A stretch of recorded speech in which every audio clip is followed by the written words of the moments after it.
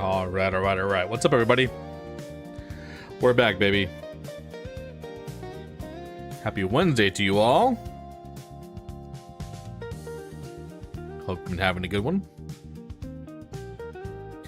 Happy Wednesday to you wherever you may be. So somehow,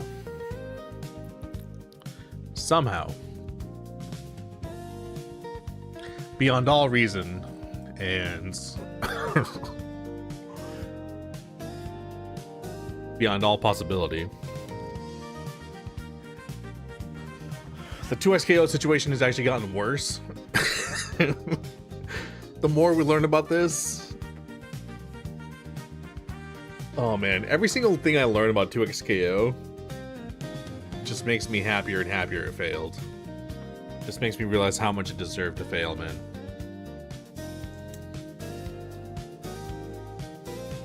Just profoundly deserved to fail, you know what I'm saying?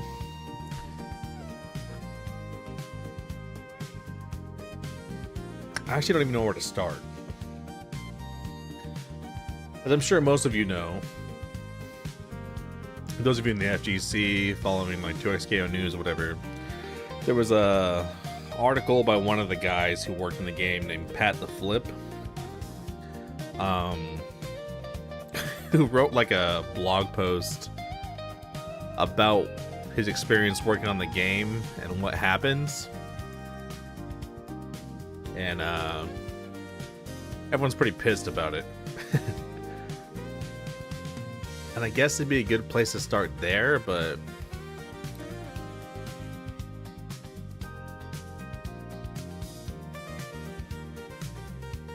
I feel like most of you probably read it by this point, you know. But just in case, I guess we'll start there. Let me actually pull that up.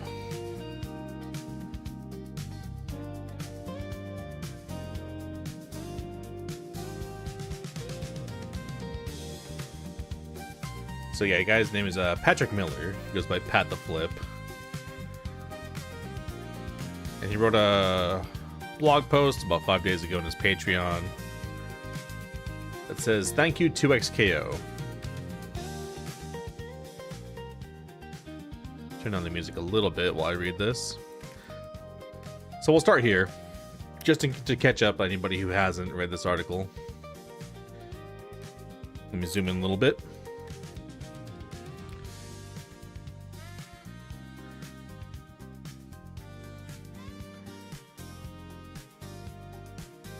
So, let's see. I don't know, he's talking about his cat, some cat up here or something like that. That doesn't matter. We're going to the next sentence, paragraph here. Alright, so this guy worked in the game. He wasn't exactly a dev, but he was like he mentioned his title here somewhere. Some type of executive. I don't even know what the fuck this guy did, but we'll read the article and then we'll elaborate on that a bit more. What's up, Big Tree? Alright, so here we go. Let's get into this article. Now it's time to write a bit about 2XKO, since its cessation of active development was announced yesterday. Details are in the post in case you missed it. They're still going to release the 2 upcoming champions, Lux and Samira, and the servers will remain active, but the team itself will dissolve in December 2026. That the game hasn't been doing great is probably not a surprise to anyone paying attention, but to announce a shutdown less than a year after the game's official release is tough. For anyone who's in the layoffs, though, this is expected. To announce a shutdown less than a year after the game's official release is tough. I want you guys to remember that sentence. Contrary to some of the speculation I've seen out there, laying off half the dev team shortly after release is not typically a thing you plan to do for a live service game, because you need the dev team to keep making the game so people stick around to play it. If you are going to lay off half the team, you probably don't lay off the parts of the team specifically focused on nurturing the game as a live service, like the former Live Balance producer currently writing this, unless things are dire. Former Live Balance producer, so I guess that was his title, Live Balance producer. What that means? Good fucking luck. I don't know. Your guess is as good as mine. Sounds like a fake made-up role. For starters. But he sounds mad salty he got laid off. It's like, I think you're overvaluing your importance here, guy. but we'll continue on. You guys will see why I say that. Laying them off is only something you do because you already know the game isn't going to cover its operating expenses. Yeah, I think they knew that because you guys took 12 years to make the game. And by the time you released it, it was shit. So Riot was like, oh yeah, there's no way. I don't blame Riot for that. Just so we're clear. That's not Riot's fault. It's like, oh yeah, dude, we've been funding this shit for 12 years, and this is what we got? Oh, there's no way. Yeah, we just gotta cut our losses. Hey, W move by Riot, bro. They gave you 12 years, you know? Not Riot's fault. Moving on. I do appreciate the folks decrying 2XKO's abrupt ends, but turnarounds for game health and performance are so rare that you probably heard of most of the games that managed to do it. Yeah, there was like... I heard a lot of people talking about that too. Like, oh, why'd Riot give up in the game so quick? Like, they had a chance to turn it around. It was like, how would you turn this game around? Explain that to me. What exactly was going to change about this game that was going to make it suddenly great? They were going to get more characters, but was that necessarily going to change the game and turn it around? No. Especially with Tokon out, like, is that is that really going to make this game a success? No. What's up, Daniel? Happy Wednesday, bro.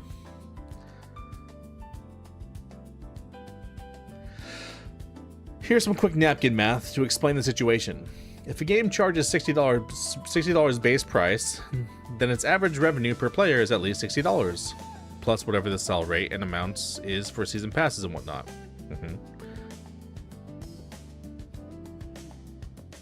If a game is free to play, then the average revenue per user is much lower. Actual numbers depends on the game's monetization strategy and retention rates. But it's pretty common to see something like 80% of players pay nothing, 10% of players making a single small transaction, and the remaining 10% of players spending enough to sustain operations and make a profit.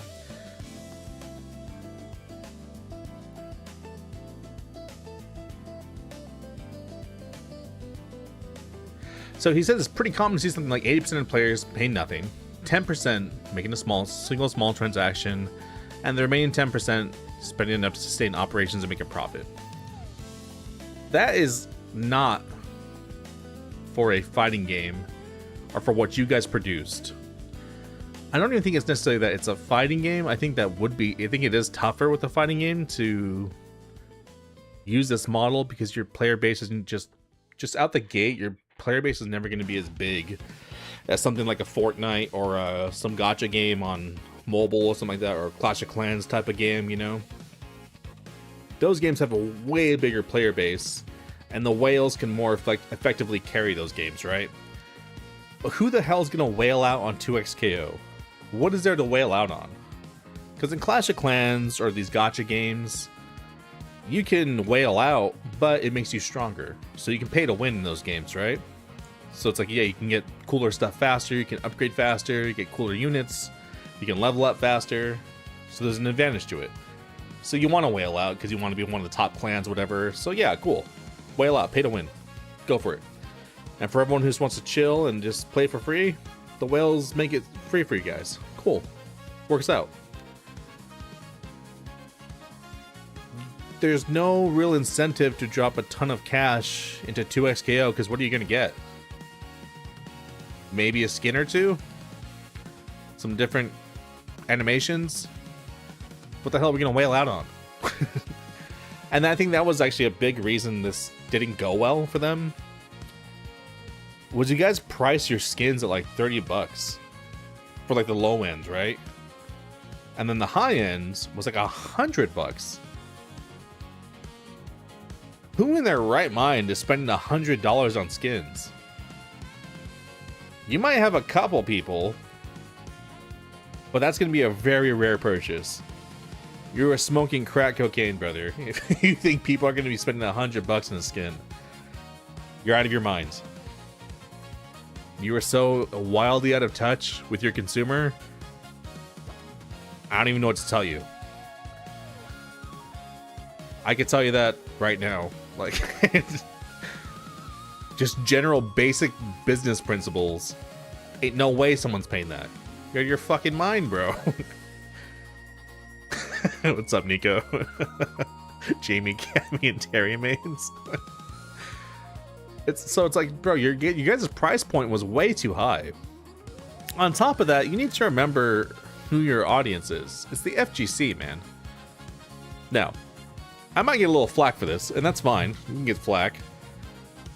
I'm not saying everyone in the FGC is like this. There's a lot of people in the FGC that are cool, especially a lot of the older school guys, like OGs. Like, a lot of them are, you know, gone on to done other stuff in their life, successful, doing well, and they still play fighting games, you know? Started businesses, have good jobs, whatever. But there was a big chunk of the FGC, especially the type of people that gravitate towards a game like 2XKO, this Kusoge games, whatever they call them. That's just like super grimy mix and just super oppressive and broken and stupid. The players that gravitate towards those games tend to be super degenerate nerds. Super degenerate dorks. Not successful people. These people barely have jobs, most likely. They don't have money to spend on your game, bro. Just, the fact it was free to play is the only reason people were playing this game. And you couldn't, that was the problem, is that I think some of the data points might have suggested like, oh, well, people are playing the game. Yeah, they'll play it because it's free. Their broke asses will play it because it's free. Like, they will do that. Are they going to spend money in the game? No, it's like a lot of these people don't even have any money to spend. And then the ones who really love your game, are they really going to spend that much money on it? No, like there was never a chance for, like his point here, like the top 10%, the whales, they're going to make it sustain operations and make a profit. Those whales in other games, there was another game I played on mobile a couple years ago called Last War. People, the strongest players in those games, because it was pay to win, you know, legit were dropping like $1 million. I kid you not. legitimately $1 million. But the growth progression in that game allowed for it. And the people who dropped that kind of cash were like, there was a certain prestige level, like prestige 15, right? And the only way to hit that within a quick, like, condensed amount of time for like, I think I played it for like a year. The only way to hit that within a year was you legit had, we did the math on it. I think you legit had to drop close to like $500,000 to $600,000. That was a lot of money. It was not a little bit of money. This was a pretty penny. And the devs would actually reach out to those players and be like, hey, because you've dropped so much cash in this game, like, we appreciate your support. We'll make you a customized base that's unique from everyone else's, like whatever you want. So some guy was like, cool, man, make me a Millennium Falcon. Another guy was like, make me a golden throne with like minigun machine guns on it, you know? And they made it. And it had like unique animations and all this cool different stuff. So like, that was pretty cool of the devs to be like, hey, we'll do something super unique for you, you know? That was dope. So, but like, you're not gonna have that in this game. There's not even a possibility you guys even build it in a way that's possible for your customer to spend that much money on it. So there's no way you're ever going to turn a profit. How the hell were you going to recoup that much money after 12 years of development? That wasn't going to happen. That was literally impossible. I don't know how anybody thought this was a good idea. The only way that was possible is if you guys were focused, locked in, the team was competent, knew what they were doing, and was like, hey, this is exactly what our vision is for this game. We've already worked on this. We already have like know what we want. We already know what we want, and we already have it in mind. We just want to get to work. And we're going to crank this game out within like a year or two. The dev cycle for this game is going to be like 3-4 years tops. But we're going to be like locked in, and we're going to get this game pushed out, you know? I mean, Street Fighter 6 was probably, what, 4 or 5 years dev cycle? And look how that came out. Way more polished. Way more polished. It's possible. You just gotta know what you want and what you're aiming for. And I think a big part of 2XKO's failure is it had no idea what it wanted to be. There was no vision for this game. Nobody had a clear vision of what this game was supposed to be. And so here we are. Tried the game, but it felt too robotic. Movement was not good. I didn't necessarily care for the movement in 2XKO. The input delay sucked. I didn't really care for the input delay. There was like times I'd be pressing buttons, they just want to come out. Didn't feel snappy and responsive. Impact of the hits didn't feel good. Stages were boring. Characters were boring. Gameplay itself, like, I think combos were fun. I enjoyed labbing combos. But there's only so many combos I actually enjoyed, you know? Like I did Alawi's combos, they didn't feel that fun to do. Yasuo's combos felt fun. But aside from that, there's a lot of other characters I didn't really... They just didn't click with. Didn't seem cool, didn't seem enjoyable. The roster was way too small on release. The product that we got on launch was just inexcusable. For 12 years of development, it's just incredibly inexcusable. It was just doomed to fail. Capcom releases a Ken skin from Street Fighter Turbo with a long hair. The Street Fighter Alpha. Alpha Ken would be sick. Pay $1 million.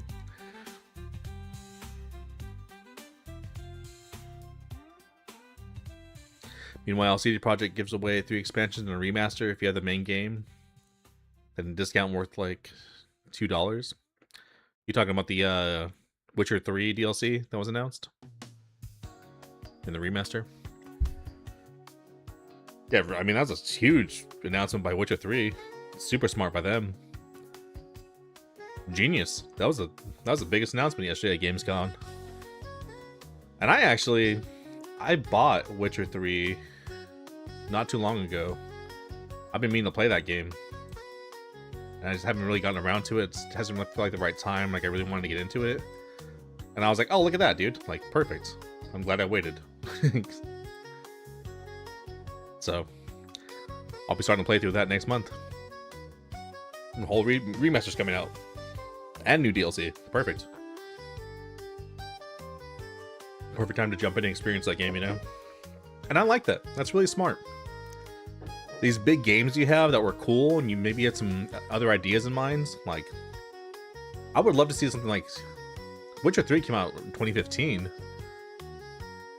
Final Fantasy 15 never got to, like, it was rushed, so it didn't get completed. There's a lot of stuff missing in that game. I would love to see Final Fantasy 15 get, like, DLC. That'd be super cool. They announced, like, hey, we're going to complete the game. We're going to, like, up-res graphics and complete the whole story and add some cool DLC, you know? And if you had the existing game, you get the update for free. That'd be awesome.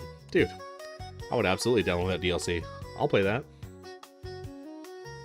Make these games complete.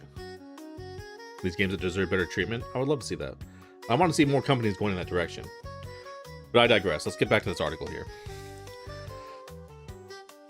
The average revenue per user is usually closer to cents or single-digit dollars. For every single user who bought a skin or a battle pass, 8 or 9 others didn't. In order for a free-to-play game to make an equivalent amount of money to a paid game, then it needs to have somewhere around 10 times as many players at least. Which is true, but also you guys didn't... If you guys would have sold skins for like $5 each, and just let me choose which ones I want, because you guys bundle them together of like, oh, you can get like this skin for this character. It's like, well, I only care about the one character, but you bundled it with another character I don't care about. And then you put all this other crap with it of like, you get the special unique KO animation or whatever, or, you know, the moves look different. That's cool, but like, I only want it for the character I want it for. So let me choose that. You can even charge $10 a skin, whatever, I don't care. Charge whatever you want, you know, $7.50. Whatever makes sense. I think like $5, $7.50 would be a sweet spot, you know? $10 feels a little much for some people. Like, the thing is, if you're gonna do it free, and like you're saying here, it matters about your player base, you're not trying to sell a premium product because you can't do that. Charging $100 for a skin is insanity. You're out of your fucking mind. So if you can't charge a lot, you gotta charge a reasonable price, much lower price, but do volume. You gotta sell a lot. You're basically a fast food chain at this point. You're not selling a 5-star dining experience. You're just dishing out cheeseburgers, brother. You're whipping out them dirty burgers, you know? That's what your job is. And you got to move that shit in mass. You're McDonald's. You're not the French Laundry. You're McDonald's. And understand that. The problem is, you guys in your mind thought you were fucking French Laundry. And fuck no, you were not, brother. Hell no, you were not. You were insanely arrogant to think you were the French Laundry. You guys were not even close to that shit. My God. I'll let you connect the dots for yourself on whether any of those numbers sound reasonable. Sound math for business viability.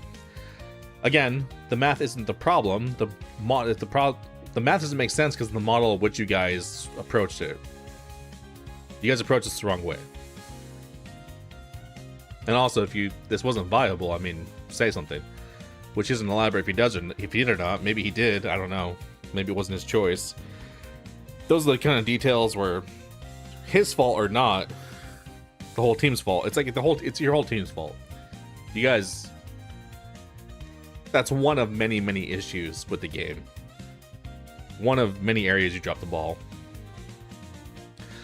Personally, I was mercifully insulated from any of those conversations, so he wasn't insulated from the conversations. But, I mean, yeah, I don't know who made that choice. And got to focus on making a game I believed in. Free-to-play does have the potential to do those numbers, and was believed to have a lot more potential to do so in 2016.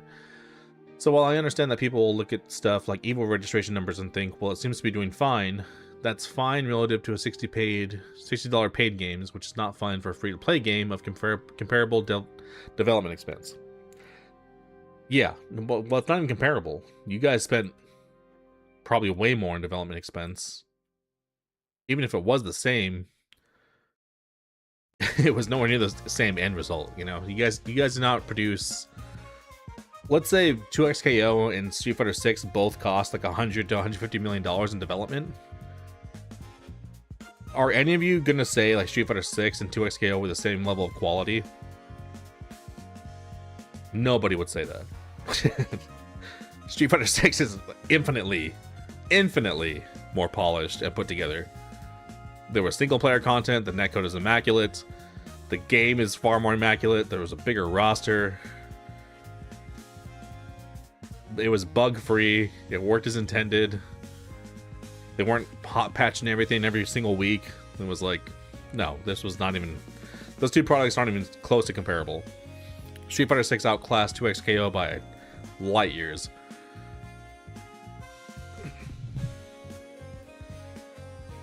If you felt like things were fine, it was mostly because the dev team did a very good job keeping up appearances while knowing exactly where things were headed. I never thought things were fine. I said, the moment I played the game, I was like, yeah, this is gonna die. There's no way. And then the way I saw they were trying to do their business model of like charging $100 for skins or $30, like, dude, these are priced way too high. You guys need to sell these skins individually, and also they also rotated skins. So it's like, oh, you can buy the skin now, but then it's gonna go away, and we're gonna phase in a new skin. It's like, no, you need to keep that on the market. Like Street Fighter, I can buy whatever skins I want all the time. They're there. The ones that are made for sale, I can buy them whenever I want. 2XKO needed the same thing. You need to have those skins available at all times. And let me buy individually the ones I want. Don't do these stupid package deals. Don't charge $30. It's too high. And even the big reason why, too, is someone will look at $30 and be like, oh, I can't spend $30 on this. Because if you're going to charge $30 for skins, bro, just charge for the game. You know what I'm saying? Avatar is charging $30 for their game. That game's not even finished. Didn't even come out on Xbox. It's buggy as hell. But people are happy. Because it was a low price point. Like, if you're going to charge $30 for skins, bro, just charge for the game. Like, what are you doing? You know? I think 2XKO was just as finished as Avatar. Even looked better, you know? Just charge at that point. But again, like, if you're charging $30 for skins, someone's gonna look at $30 and be like, ah, it's a little steep for me. I'm not gonna buy it. I don't like the game enough to spend $30, you know? But $5? Ah, I play it. I play it here and there. I play it with friends. Yeah, I'll spend $5, whatever. Hey, that one's pretty cool too. I'll spend $5 on that. Hey, you know, I've been playing this game a little more. I've been coming back to it. Because skins make you enjoy the game more too. When your character looks cooler, you like playing the game more. It feels more fun. Your character looks dope. You know how I know this, especially? I love Marvel 2. Always loved it. Once I started using Palmod to do custom colors for my characters in MVC2, it made the game more fun. Same exact game. Game's never changed. I've played it for decades. Always loved it. But using Palmod to make custom colors made the game even more fun. I was like, oh, dude, this is dope. Having like an evil Ryu color, my Violent Ken color, makes the game so much more fun. I love it. Having my custom Colossus colors, having my US agent color for Captain America, it's more fun. I love it. Feels sick. It just looks cooler. The game feels cooler. Makes me happy. Makes me a very happy person. So, but people is like, oh, I'll spend 5 here, 5 there. Next thing you know, those people don't even realize it. They probably spent $60. But when you're charging 30, it's like, oh, it's a turnoff. You guys didn't, like, the psychology isn't there. You should charge $4.99 a skin, bro. And just did volume and just pump those babies out. You guys should be cranking out characters and skins like your life depended on it. You would have been way more money. That would have been your only chance at actually having like a viable business model. But even that, I don't know if it would have been enough to cover all the losses they had. But it would be the best chance they had. But everything about this, again, your business model was wrong, your product sucked, took way too long to develop, all that. It was just a shit show.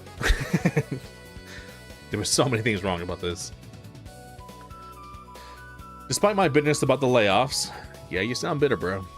I think the fact that 2XKO got to finish out the year with half the team is reasonably generous, all things considered. I think the fact this game wasn't scrapped 6 years ago is generous. I think the fact this game even launched is beyond generous.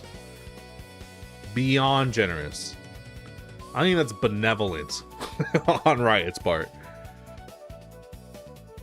I think you should be shut up about your bitterness, and you should be kissing Riot's feet that they even gave you a paycheck for as long as they did. Holy shit. You should be embarrassed to be talking about bitterness. Are you out of your fucking minds? You spent 12 years producing dog shit, and they're gonna be mad? Get a grip. Holy shit. I say this as someone who has no incentive to say anything nice about Riot. You have a huge incentive to say something nice about Riot. They employed you for, again, 12 years, motherfucker. Like, and you gave them this? You scammed Riot. This should be an apology letter is what this should be. You're out of your minds. I have nothing nice to say about Riot. I have nothing nice to say about Riot. They saw that your game that you made was shit, and we're like, dude, this is so bad. We feel bad about it. Our bad for letting this go out to the public. We're gonna refund you. I spent $30 on the skin pack. They're like, here, here's your money back. I have more nice things to say about Riot than I do you and your team. And your game. W Riot. I'll play League just because of that. Never played that game in my life. Never cared to. I'll download it for the first time ever just because of that.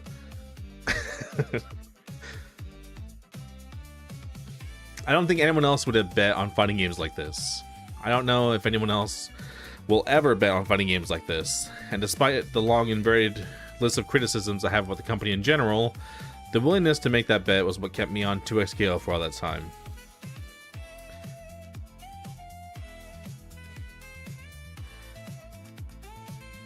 Yeah, I mean, props to Riot too for trying to make a fighting game.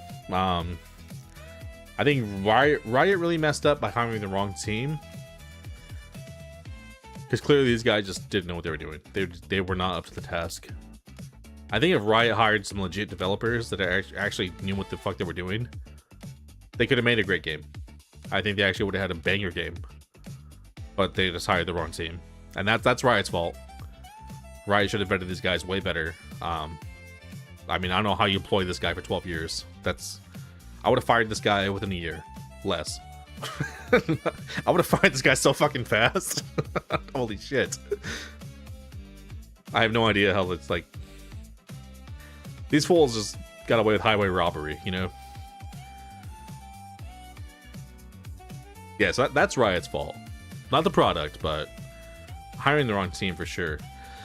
But from what it sounds like, is they bought the dev team that was working on Rising Thunder, which included Seth Killing and some other guys that actually did have a better idea of what they were doing, which is why Rising Thunder was kind of a better game in that aspect. But then once Seth Killing and like some of his other key guys left, the team was just left with like a bunch of people that didn't know what they were doing. So it sounds like they lost some key figures at some point of development. And once those guys were out, there was no chance of this being good. And Riot should have scrapped the whole project then. I think once Seth Killing and his boys bounced, you should just ended this for sure. Or not necessarily end of the project, but bring in a new dev team to handle it, because these guys just weren't up to task.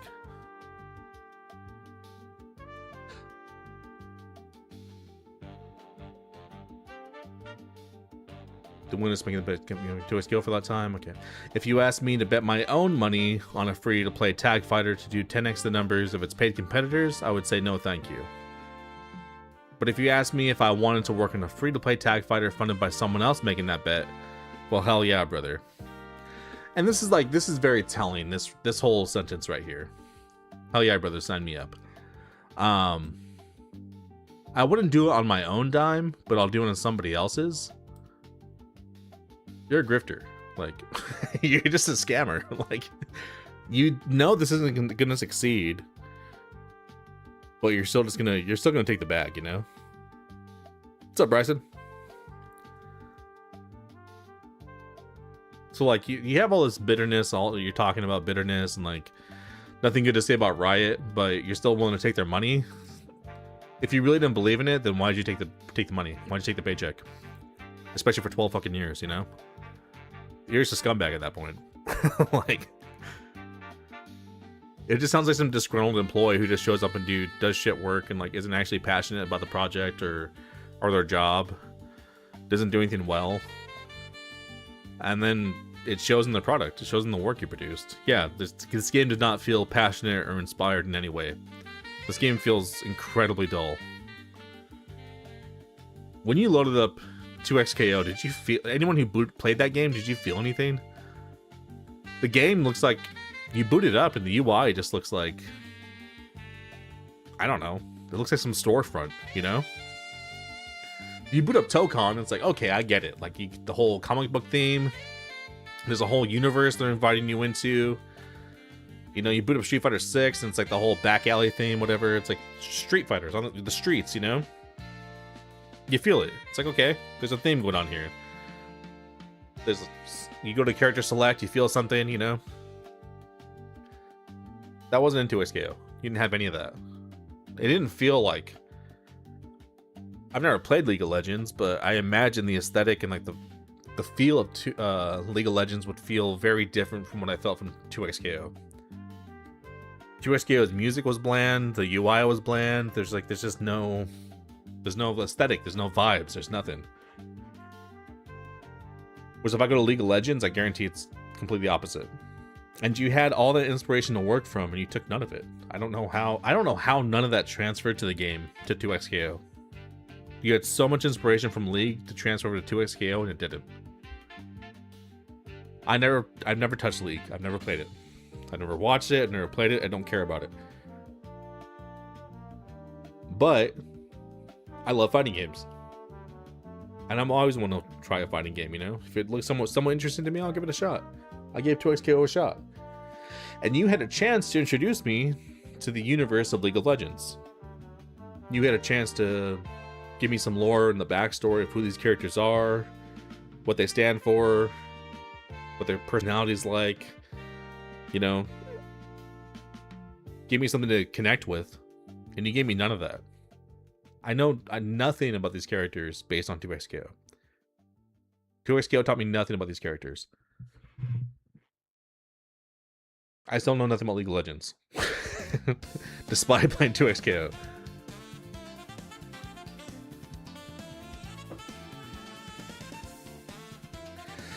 If you ask me how the hell someone came up with that bet at all I can tell you is that the betting wasn't my job, and what I know, the story behind it isn't particularly interesting anyway. It's just people doing the best they can, making decisions in the moment based on the information they have. No one can predict the future, and the ones blessed with Apollo's gift of prophecy are just guessing. I don't know, man.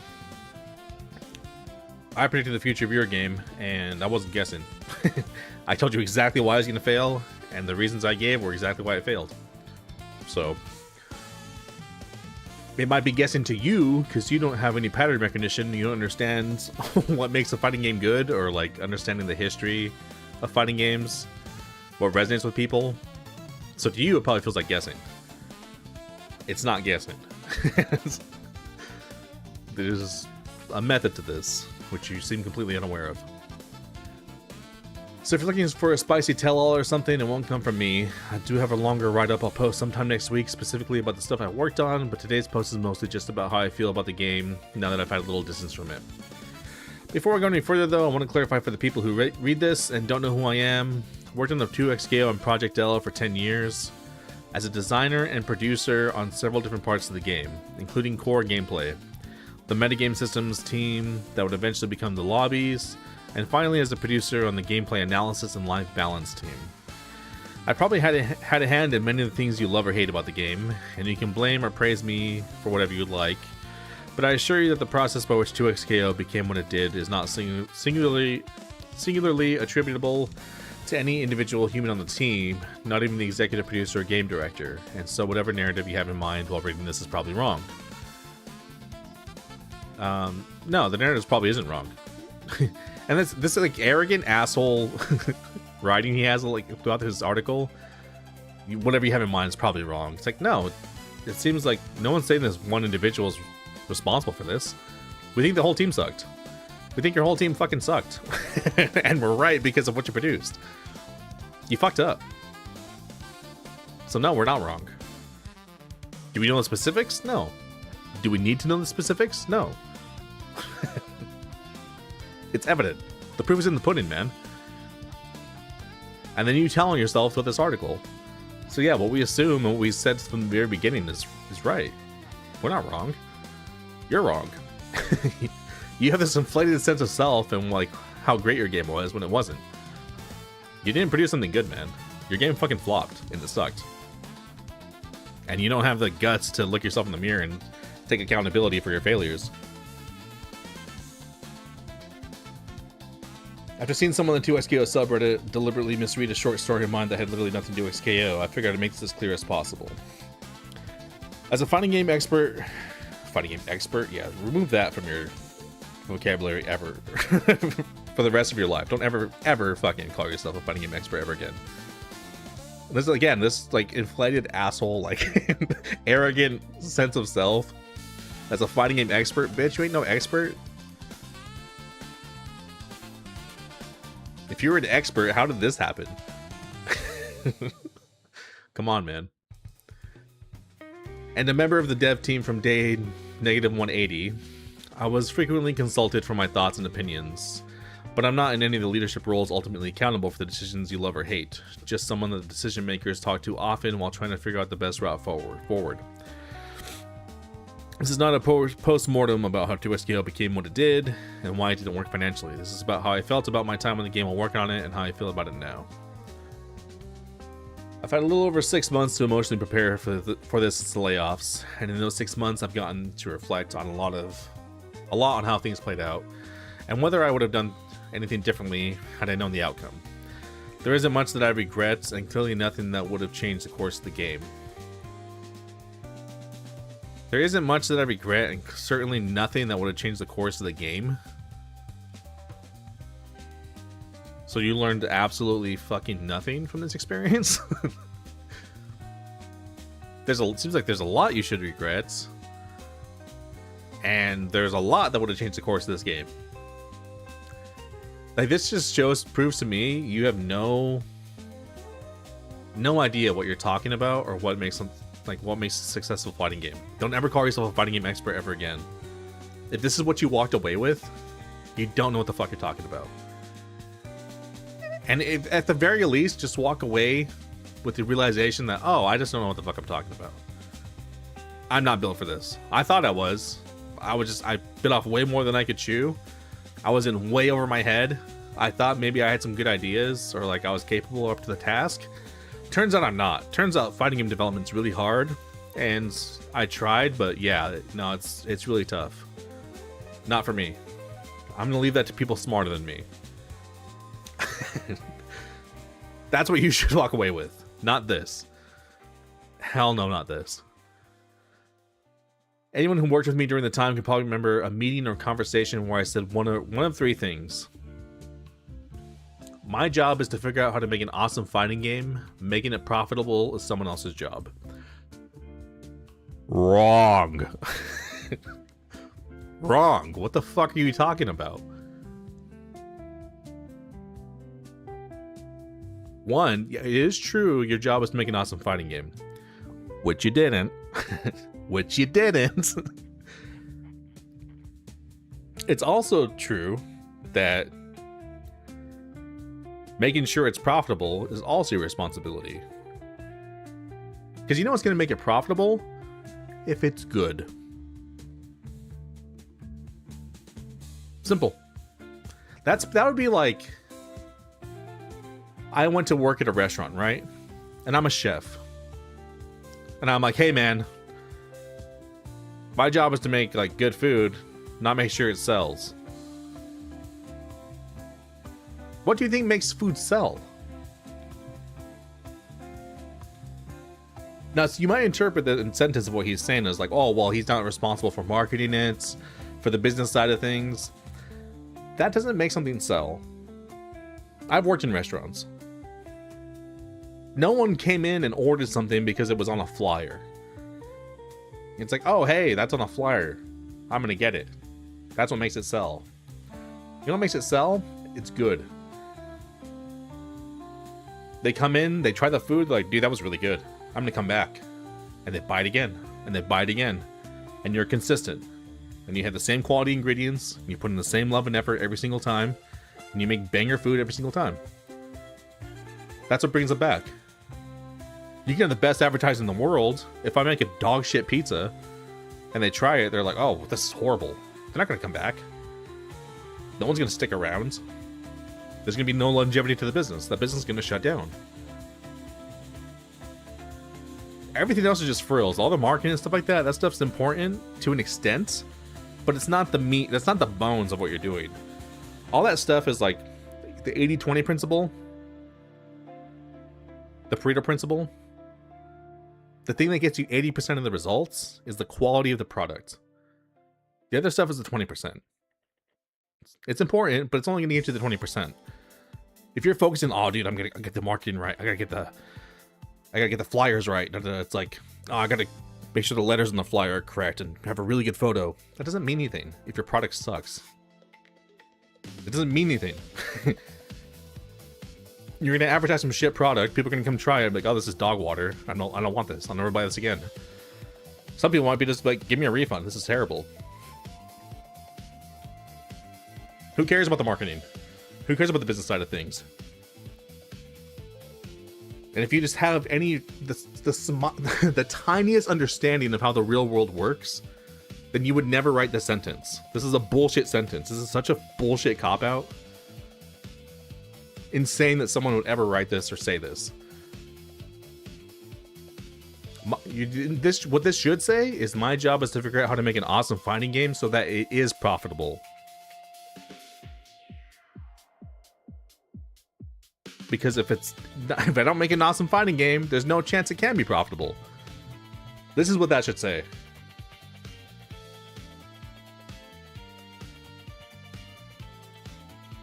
I would rather make an interesting failure than a boring success.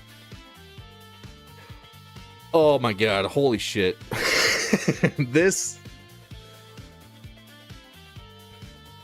Now, this has been going around the internet and everyone's been talking about this, like within the FGC. The moment I read this, I was like, alright, this guy is so far up his own ass that it's unbelievable. He's past his ass and he's in like his intestines. This guy is so far up his own ass, it's unbelievable. I would rather make an interesting failure than a boring success.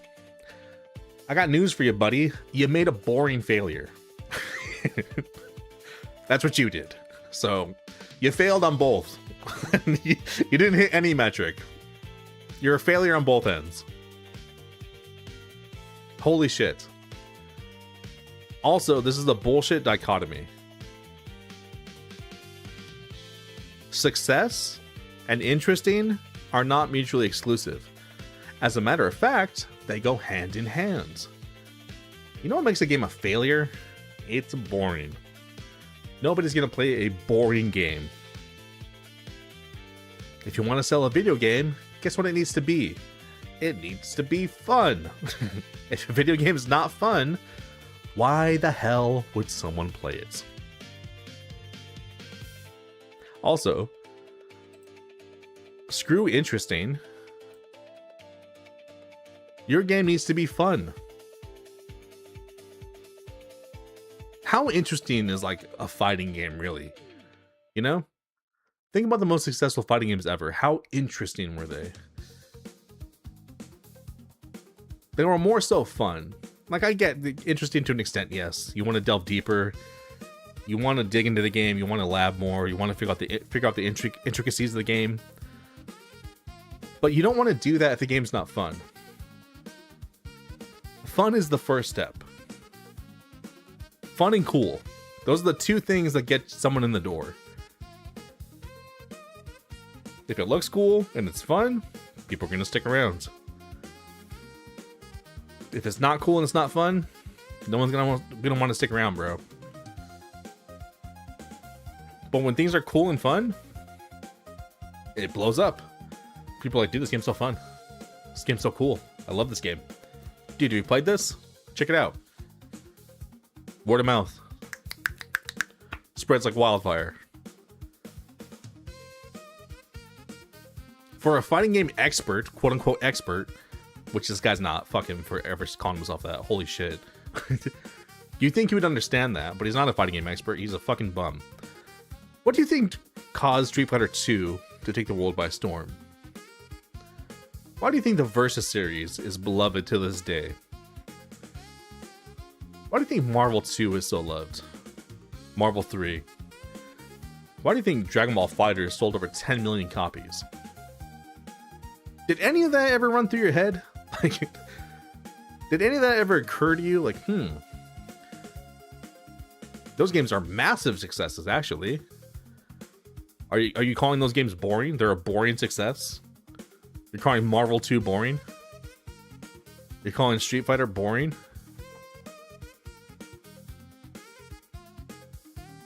You're calling Dragon Ball FighterZ boring?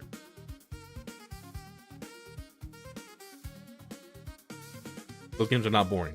Those games are extremely fun. Those games are way more fun than your game. Street Fighter is so fun, it's still alive today. 30 years later. More than 30 years. Damn near 40 years at this point. Your game didn't even last a year, bro. And you have the audacity to talk about interesting failures? What was interesting about 2XKO? Really? Think about it. What was really interesting about this game?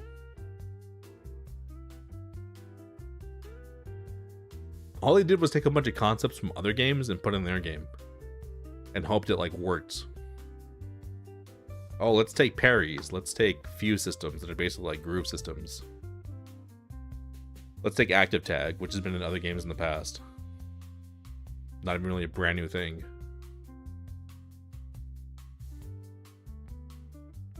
What was so cool and original and interesting about 2XKO?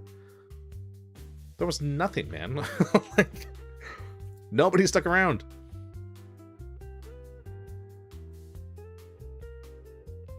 There was a very small percentage of players that really stuck around for this game. There wasn't many. So what the hell are you talking about, interesting failure? You did neither. At least a boring success would have kept you in a job. At the very least.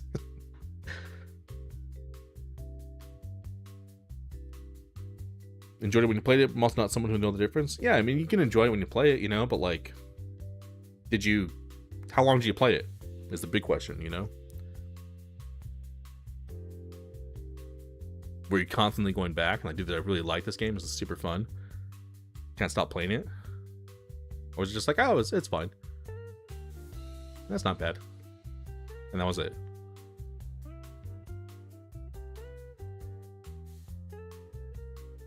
Maybe a week or so at most. Yeah. So, like, how great was the game?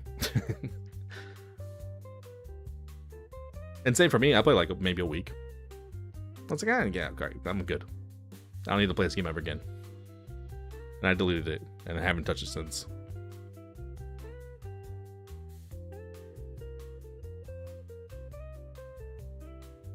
Like, the game had no longevity, had no legs. There was nothing to entice you to keep on coming back.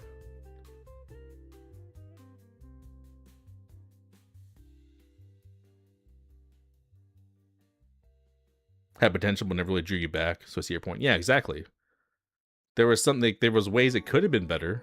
There was ways that could have been more fun and brought you back, but it wasn't there. And a good game, it's like, it sucks you in, you know? You're like, dude, it's crack. Like, man, this is fun. You just keep on playing it. I want to play more of it. I want to get better at it. You know, I want to keep on investing into it. A game doesn't entice you to invest your time into it. It's failed, you know?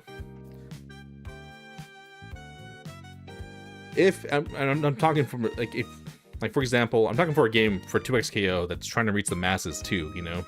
Like, if you're trying to reach that level of success, you better be a damn fun game that people want to play. Because that's what's going to bring the most people in. You better be cool and it better be fun. And you better have stuff for them to do, you know? Now, if you're like a more of a niche fighting game like Avatar never advertised itself as like this second coming to Jesus, and it's gonna be the savior of the FGC. It's gonna be so great. It's gonna be so cool and give you the most freedom ever. It's gonna be the best game you've ever played. Like, 2XKO talked a lot of that trash that they did not back up. But Avatar Legends just like, oh yeah, guys, we're just making a cool little indie fighting game. We want to have fun, and we're using the Avatar IP. We're gonna have some cool references to the show, and it's $30. We're not charging you full price. We're a smaller team, you know. We're just having fun. Come try our game, and everyone's loving it. Everyone who likes it, who's interested, is like, oh, it's a lot of fun. That's the biggest thing everyone mentions about that game. It's fun. They're like, dude, it's buggy, it's jank, it looks like a Flash game, and I'm loving it. $30. Hey, I keep on coming back. I really like it. Cool. Fantastic. But Avatar knows its market and knows what it's going for, you know? It's not trying to compete with Street Fighter. It's like, no, we want to have our own little pocket of the FGC, and we just want to be a fun game, and that's it. A game where people can come in and just vibe, you know? Cool. Be that.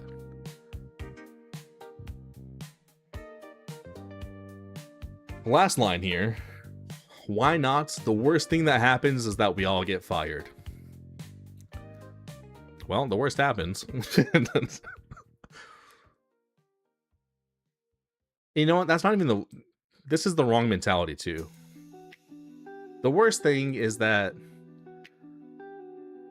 you talk a bunch of shit about your game going to be so great, and then you don't deliver. And then you ruin your reputation, and no one trusts you ever again. And people get pissed off at you and hate your game. That's the worst. Getting fired is bad, and that's a very bad thing, don't get me wrong. I mean, people got their families to support. To just so flippantly say, worst thing that can happen is we get fired. Well, yeah, it's pretty bad, man. What the hell are you talking about? And typically, it's an incentive to like, hey, I don't want to get fired, so let me do a good job. Maybe that's a better approach to your job next time. If you get another job, which seems very doubtful at this point. The job in front of us was not to play it safe, and given this, none of the outcomes here are particularly surprising. See, but like, what did you do that was like so, oh man, we didn't play it safe. Like, we really pushed the boundaries, or blah, we're so interesting and so cool. It's like, you didn't, what'd you push the boundaries in, man? What'd you do that was so original? I'll wait. Like, what was so cool and original about 2XKO? I think Tokon tried to push the boundaries. Tokon's trying 4v4. No one's ever tried 4v4, and they're trying to make it work, you know? You guys reverted back to 2v2. Active tag isn't something new. That's been around. You guys did few systems. Looks like groove systems. What'd you do that was so new? Explain to me. I didn't see shit that was new. You guys didn't push anything. You guys didn't push any boundaries or revolutionize the FGC or fighting games. You played it safe in a shitty way. So like, get this like pretentious up your ass commentary out of here, bro. You have no self-awareness whatsoever. There are a lot of parts of 2XKO that are riskier bets than other fighting games. Free to play, that was just a bad call. I mean, again, the whole business model. I've already talked about this in reading this article. If you're going to try to make free to play work, much lower price points. You guys' price points were way too high. That's the only chance you had at that. Also, the dev cycle, dude, never have a 12-year dev cycle ever again. What the hell are we talking about? Should have been scrapped at most year 5. Active tag. Active tagging isn't even a risky bet, honestly. And that's just cope. High-powered characters with simple inputs. I think the sole simple inputs was a problem, not so much because of simple inputs. DNF Duel had simple inputs, and I thought DNF Duel was way more interesting than 2XKO was. It was broken to hell once they discovered, like, people figured out what we could do, and they tried to work on balancing that in the future, but initially the game was pretty broken. But once people found that, what was his name? The wind dude, little elf wind dude. Once people like found his stupid combo and stuff, which is kind of dumb. But DNF Duel had simple inputs, but they did it in a smart, intelligent way that the button scheme wasn't absolute hell.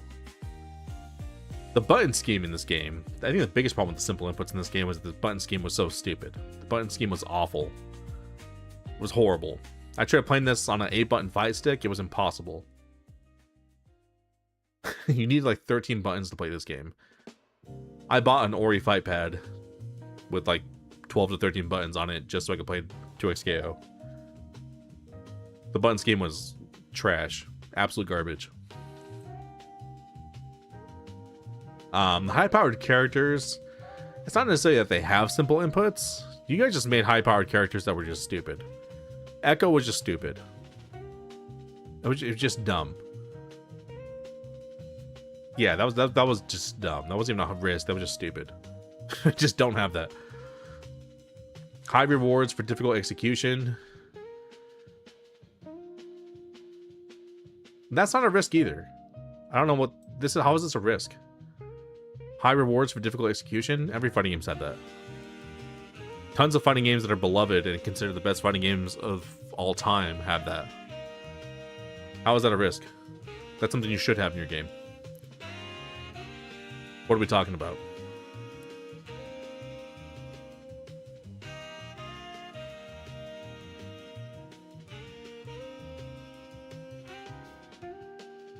The list goes on. Each of those decisions was made in service of delivering the best game we can make, a game that provides the kind of experience that brought us into fighting games and kept us here for the rest of our lives. A game worthy of the opportunity we'd been given. Yeah, you didn't do that. There's no doubt in my mind that we could have made a sustainable business out of a less ambitious project, but to me, making a boring fighting game success would have been far more disappointing than making a failure we were proud of. I don't know, you're proud of this? You're gonna look me dead in the eye and say you're proud of this game? You should feel embarrassed. Like, 12 years for this, man? Yeah, no, you need some more shame. And self-awareness, brother. I'm sorry. I'm not sorry, but damn. There's an alternative future where the game was financially stable and utterly devoid of sauce. Again, like, you're just... This is such a cope. It's just like, oh, yeah, well, the game could have been successful if it wasn't so cool, you know? Oh, well, it would have made money if it wasn't so awesome, you know? The game just suffered because it was so great, because I'm such a genius. It's like, you go fuck yourself. What are you talking about? The game failed because it fucking sucked.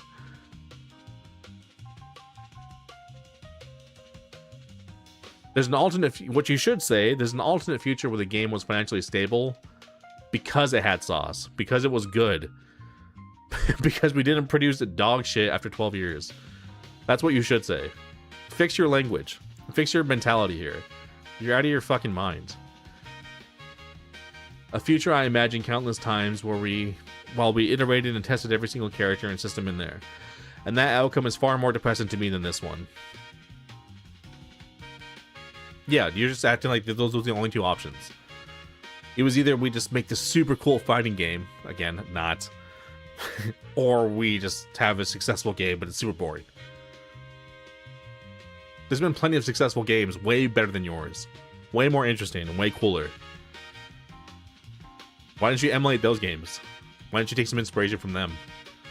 They're way better than your game. They're way cooler, way more interesting. Why didn't you learn from that?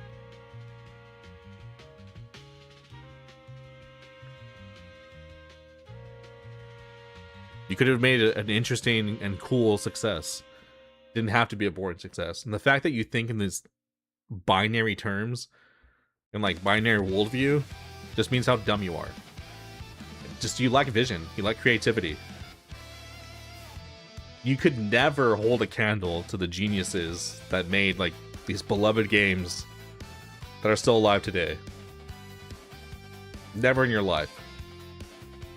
You're not capable of it. You don't even have the right mindset. You would need like a miracle from God to change your mindset and like correct your worldview in order to ever make something worthy of competing with like the all-time great fighting games. Because you don't understand. You don't understand the philosophy. Your philosophy's all fucked. Which is why your game's fucked.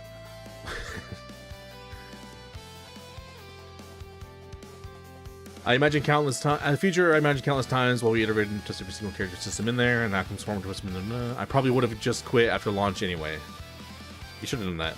Probably would have been better for the game.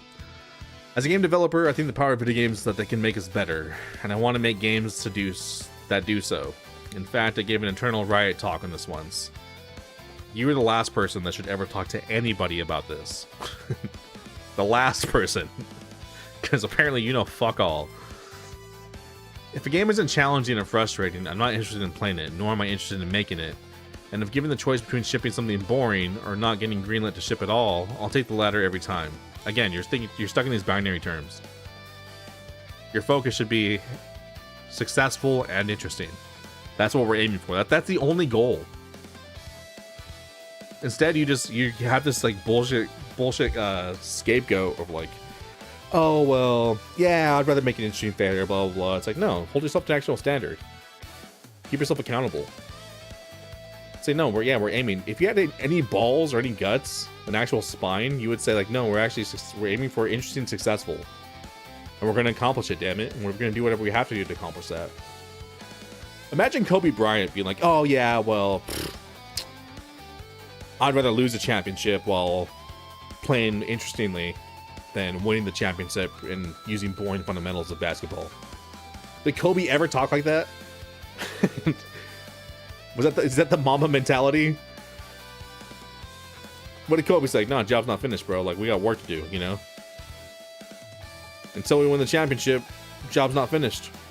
Until we get there, we're aiming for the absolute best outcome, and until we get it, we're not stopping. And we're gonna work our absolute ass off until we get that result. If we don't get the result, we fell short. That's accountability. Not this bullshit pussyfooting this guy's doing. This guy's a bitch. I'm sorry. Like, this is such a bitch outlook. This is just straight pussy outlook. You've never aimed for anything in your life.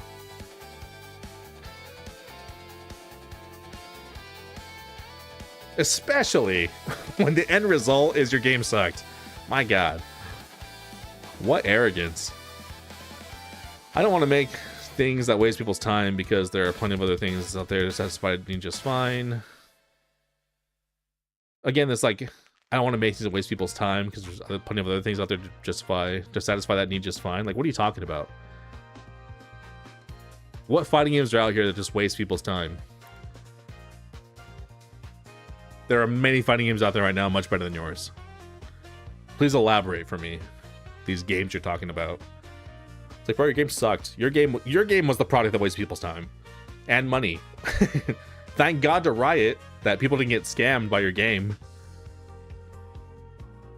People invested in your shit game thinking it was gonna survive and it didn't because it's shit. Thank God Riot refunded them, otherwise people legit would have got scammed, bro. Just like you scammed Riot. Unbelievable. It's not everyone's decision, of course, which is why I made it my job to figure out how to make the cracked fighting game and not my job to figure out how to get it to pay for itself. These are the same thing. One, you didn't make the cracked fighting game. If you would have made the cracked fighting game, it would have been successful. It would have paid for itself. You didn't make the cracked fighting game. You failed. And yes, it is your job to make sure it pays for itself. By making... How do you do that? By making the cracked fighting game. You didn't do that. So you failed. That's your responsibility, jackass. This guy should have been fired, like... I don't even know how this guy got a job. Who the hell hired this guy and why?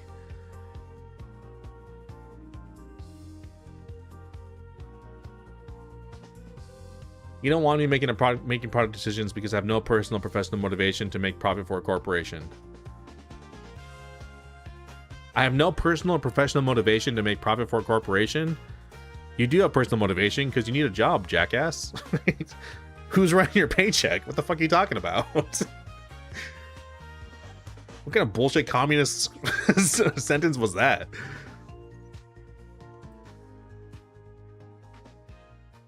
That's so stupid. It's not about making a profit for corporation. It's about making your game good, bro. Profits are a residual effect. That's a side effect if you're making a good game. Make a good game, you fuck. That's your job. You should want to be profitable because you made a good game. That's indicative of the fact that you made a good game that people loved.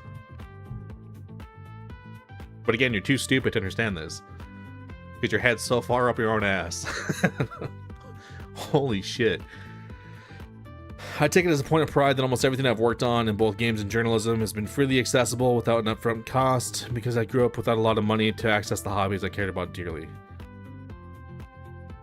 Bro, shut the fuck up. I didn't grow up with any money. We were broke as hell, bro. We were poor growing up. You know what I used to do? I was like 6 years old. I'd get a big black trash bag, and I'd go around the neighborhood, and I would just collect beer bottles and beer cans. Because a bunch of people, we lived like the like East LA in the ghetto, and people just drink and just all, you know, a bunch of dudes just get drunk and just throw their beer bottles and beer cans on the sidewalk, like the, you know, just litter the sidewalks and like the grass. And I'd go with my black trash bag and I'd collect cans and bottles, and then I'd save up a bunch of them. And I'd tell my mom, like, hey, can you take me to the recycling place? And she'd be like, yeah. I'm gonna go in our beat up crap car, go to the recycling place. I'd get like 20 bucks and I'd go to the arcade. That's how I funded my arcade. That's how I'd go play Street Fighter. That's how I'd go play Marvel vs. Capcom 2. Or, no, what was it not then? By that time, like X-Men vs. Street Fighter. I'd play Marvel Superheroes, X-Men vs. Street Fighter, Children of the Atom. Spend like 10 bucks on quarters at the arcade. Spend like another couple bucks at Burger King or Arby's. And then like the rest of my money I'd go buy a toy at Extreme Toys at the Montebello Town Center. It's like, bro, like, so saving this bullshit of like, I grew up without a lot of money, so these things to be free. It's like, I didn't have anything free given to me. I went and earned it because I love these things. And anyone who loves your game, they're gonna find a way to earn money to support your game too. If they love your product and it's really cool and it's really good, they're gonna support it. Same, forgot all about that. Yeah, man, remember the good days? Doing the shit we had to do just to go to the arcade? Alpha, back at you, bro. My brother used to mow lawns, you know, that's how we would go rent Street Fighter from the video store so we could play on like Super Nintendo and stuff. Was Arby's and Burger King actually good back then? Bro, they were delicious. And it was so cheap. $5 at Arby's got you like a big old like roast beef sandwich, delicious curly fries, large curly fries, and like an Oreo shake. And they were big back then too. They like, give you like a ton of food. I'd split that with like my brother or something like that. Burger King, you get a Whopper for like $1 something. Burger King actually used to be really good back then. I used to love Burger King. Now it's nasty. It's not as good. They're trying to bring it back, but it's still not as good. So yeah, I mean, I don't know. And just because something's free doesn't mean it's good, you know? And if you this really meant that much to you, taking as a point of pride that, you know, everything you have is freely accessible. I mean, I try to make things free too. I don't want to have a bunch of stupid ads on my stream or something like that. It's like, yeah, I understand that. Like, dude, I want you guys to just come chill, you know? I don't care about making money off of this or anything like that. I just want you guys to come hang out, have a cool place for us to hang out, you know? That's what I want. But I don't use that as an excuse to have a subpar stream or a subpar experience or a subpar anything, you know? I have a business. I get people discounts all the time when they need it, and like they're genuinely asking for it. Like, yeah, dude, I'll work with you. Whatever we can do, you know? We'll figure this out. And I still give them a great product every single time. I work just as hard on their products as someone who pays full price. Some people even pay extra for expedites, you know? I do the same work for everybody. Because I care about my work, because I have integrity. And that's just what I'm reading from this guy's article. Is like, dude, you have such a lack of integrity, it's insane. You seen lemur meat in those Burger King burgers, but I like the fries. But, dude, I've always said, I think Burger King has the best fries. They're not as good as they used to be, but they're still pretty good. But back in the day, dude, Burger King had banger fries.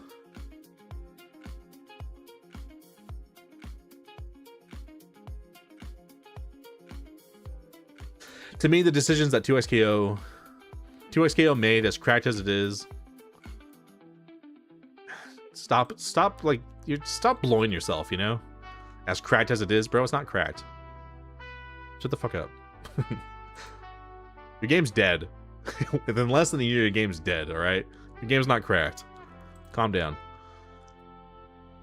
The audacity to say this. In terms of sheer power and creativity that players can inflict upon each other in game, again, Mismooth this whole, what's so creative about it? What's so great, you know? What's so unique about it that other tag fighters can't do?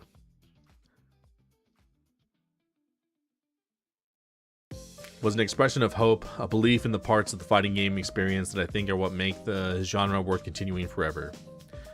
What I love most about fighting games is the way they can push people to exceed their perceived limitations solely because they want to press buttons good, and the profound impact that these games can have on people's lives is why I've been here for decades and have no intention of leaving. Personally, I love seeing the players continue to rise to the challenges they present to each other. It's what gives the genre meaning to me. And the fact that we managed to ship a game that I felt was worth the fighting game community's time, as someone who notably has not had a high opinion of almost every fighting game from the last 10 years, is the most valuable professional accomplishment I could have hoped to achieve in this game, far more than anything to do with its popularity, longevity, or financial success. You think you managed to ship a game that was worth the fighting game community's time, and then you also state in the same sentence that you're someone who's notably has not had a high opinion of almost every fighting game from the last 10 years? I'm sorry.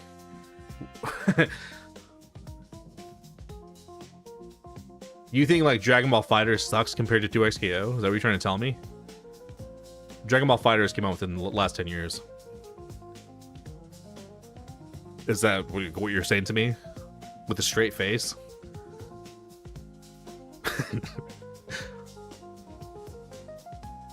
Bro, you're blowing yourself so hard, it's insane. Holy shit. I've been playing fighting games for decades. Dragon Ball FighterZ was infinitely better than 2XKO. Infinitely. It's not even the same universe. Dragon Ball FighterZ blew 2XKO out of the damn water. Are you insane?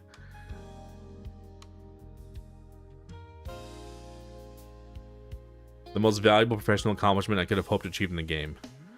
Releasing an ass product is the most valuable professional accomplishment you've hoped to achieve. You need better standards, bro. And the fact you don't have standards is exactly very telling as to what happened with this game. So if you want to know why 2XKO ended up the way it did as a fighting game, because you fucked it up. That's why. Take some responsibility, bro. Like, the lack of self-awareness and accountability is just off the charts. Just off the charts.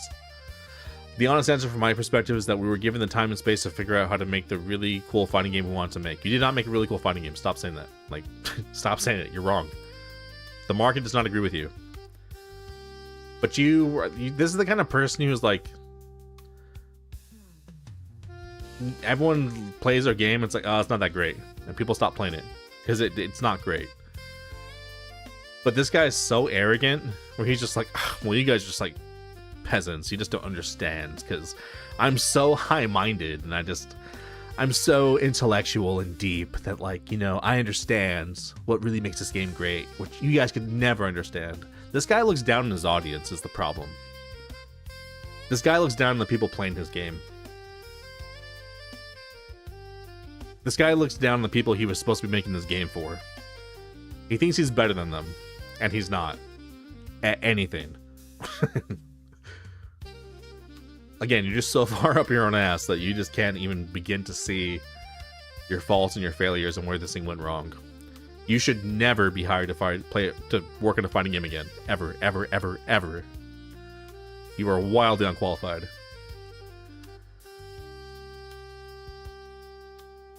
And the really cool fighting game we wanted to make as a team of fighting game veterans with an appetite shaped by decades of fighting game play was going to be a lot more opinionated in its direction and vision than the game built in order to return value to corporate owners.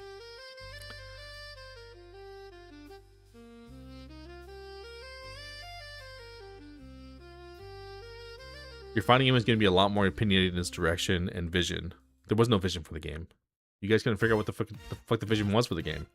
It's so discombobulated and the game makes no fucking sense. Like, you guys have like single player options in the game. It's 2v2. You gotta choose if you want freestyle tag. You gotta choose if you want DLC, like DHCs. Like, what the fuck are we talking about? That was your vision for this game? That's a shit vision. Like, what what are we doing? You guys didn't commit to like one or the other. You should have committed to being a tag game, and you didn't.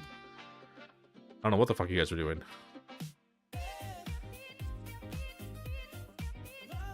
And again, this whole like communist bullshit of like, oh well, we weren't worried about, you know, making money. It's like, yeah, we could tell you produce dog shit. If you were someone that was worried about making money, you would have made a way better game. The guys at Capcom, they're worried about making money. They made a way better game. The guys at ArcSys are worried about making money because they want to stay in business. They want to keep their jobs. So you know what they did? They made a way better game than you've made. They made many way better games than you've made. Your whole vision and whole outlook on everything is just fucked. You're not capable of good work. You could never produce anything cool.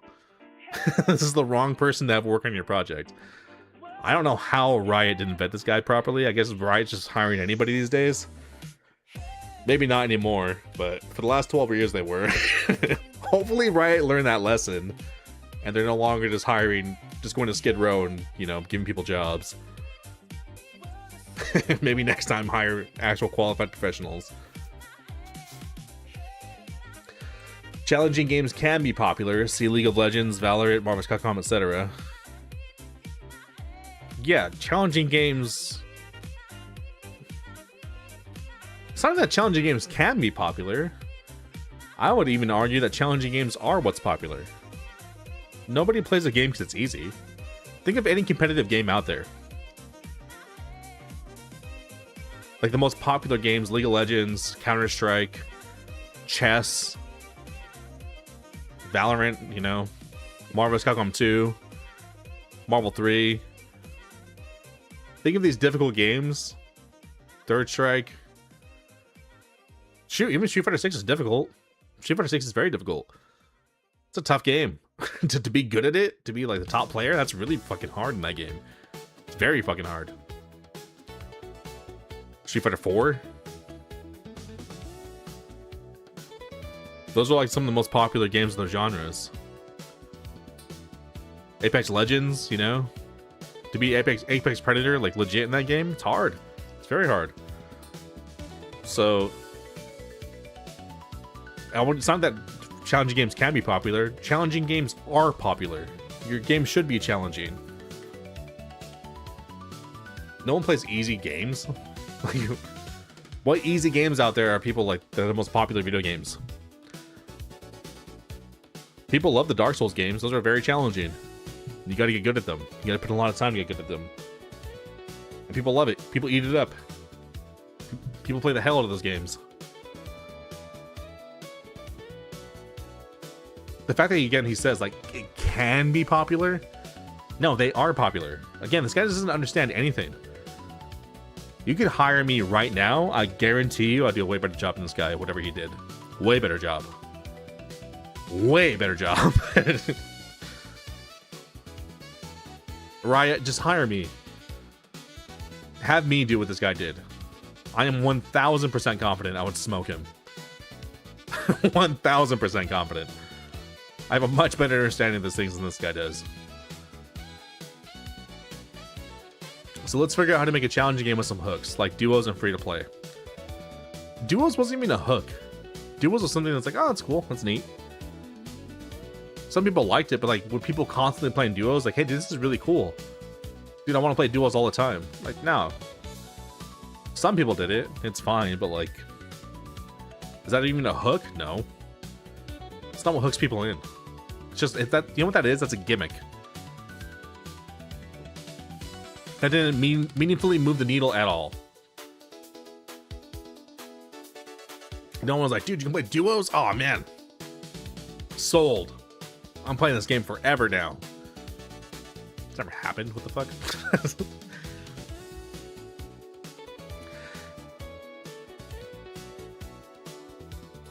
And free to play, like, free to play doesn't matter if your game isn't quality. Apex Legends is free to play, but Apex Legends is a very quality game. It's very quality. It's done very well. The gunplay is fantastic. The movement is fantastic. The movement in Apex feels amazing. For a shooter, phenomenal. The gunplay, amazing.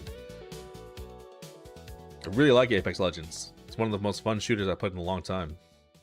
I haven't played it much recently, but I really loved it when I was playing it. Apex was great. It's a really good product. Felt great to play. Your game did not do that.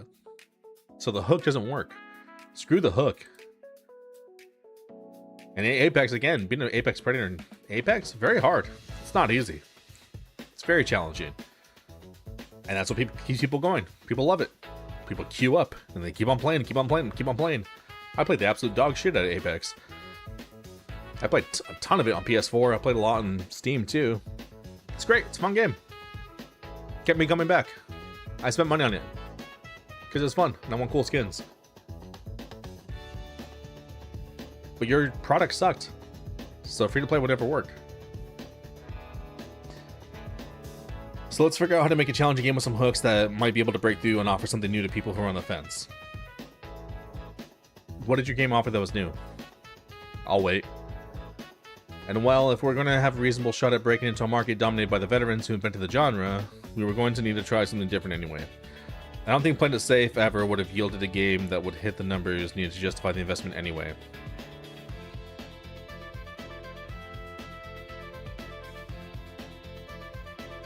I don't understand what this whole Playing It Safe, like, what is Playing It Safe? You use this vague language, like, what does Playing It Safe mean? You guys didn't do anything revolutionary. You guys did play it safe, as far as I'm concerned. This is pretty safe. This is a pretty safe fighting game. This is a very safe fighting game. You guys didn't push anything, any boundaries, or do anything cool and new. What are you talking about? Certainly, we're not going up against the dev teams who made the games that got us hooked in the genre way back when. If you find yourself asking, well, why didn't they just do X? The answer is probably because we didn't think doing X would make the game better, nor do we do X better than everyone else does.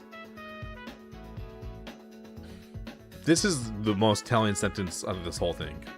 Why didn't they do X? Because we didn't think doing it would make the game better, nor would we do it better than everyone else does. We're not up to task like the rest of our competition, is what he's saying. We couldn't do it like them. They do it better. We're not the geniuses we claim to be. Like,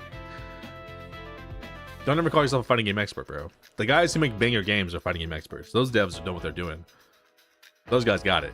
You're not that guy. And this whole, I didn't think doing X would make the game better. I don't trust your opinion on what would make a game better. So you're wrong. Again, you have a bad outlook on so many things. I don't even think you would understand what would make your game better. If 2XKO was just another Strive or Tekken or Granblue or Street Fighter with lead characters, would not really be contributing anything new or worthwhile to the genre. Nor would we be building anything that had a reasonable shot at hitting the top spot. Yeah, we're not asking for you to make those games. You could have made a 2v2 tag fighter that was good. And what's more reasonable to compare it against now is like Tokon. So, in terms of tag fighters, which plays better, Tokon or 2XKO? Tokon plays way better. I think combo routing was a bit more interesting in 2XKO. Even that needed to work, but you could come up with some more interesting combos. But I think even Tokon, I can't even say that, because I think Tokon is it's not even, people haven't even dug in yet. The combos people are doing right now in Tokon aren't very interesting. Everyone's kind of doing like loops and basic things. But like I'm watching like Clayton Chapman's channel. He's been doing like way more interesting combos. His combos look saucy. Like, oh, okay, that looks cool.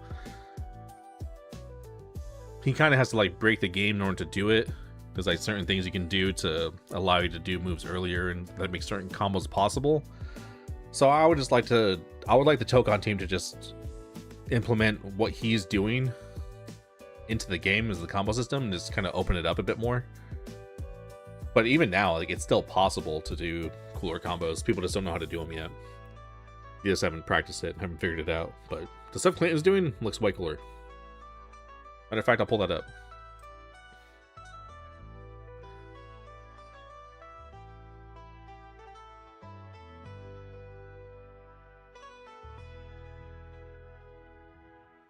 Let me pull up some of his combo videos.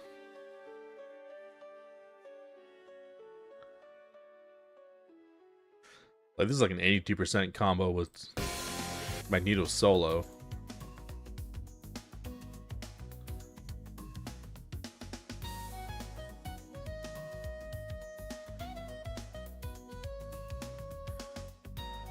He's not just doing a bunch of loops like everyone else, you know, his stuff looks pretty interesting.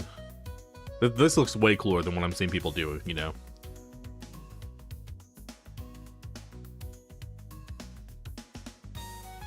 That's no assist too. So if you threw in an assist, like you probably like a TOD somebody, you know. But that looks way cooler. Stuff like that, like.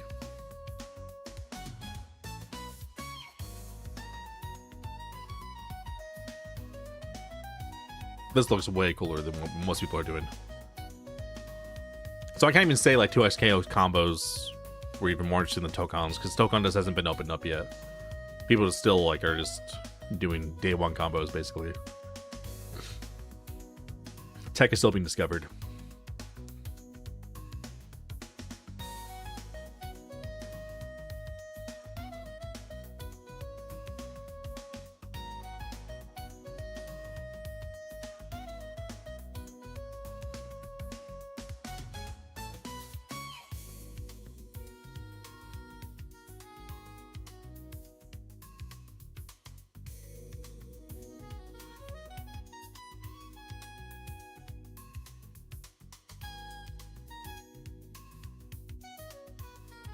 Another thing about 2XKO, only certain characters had cool combos. Some characters' combos were just whack. They weren't even that cool or interesting.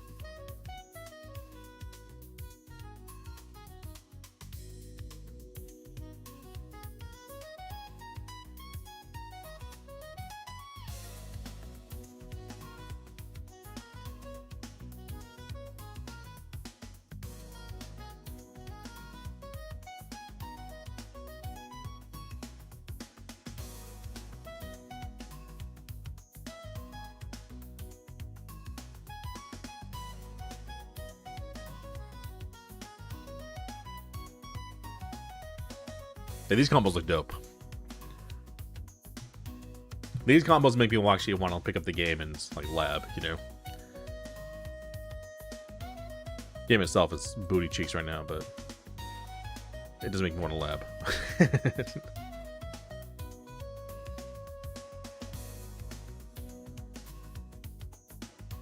But yeah, like there's compared to Tokon, I think 2XKO falls short in pretty much every way. Except for netcode. Netcode and 2XKO was better.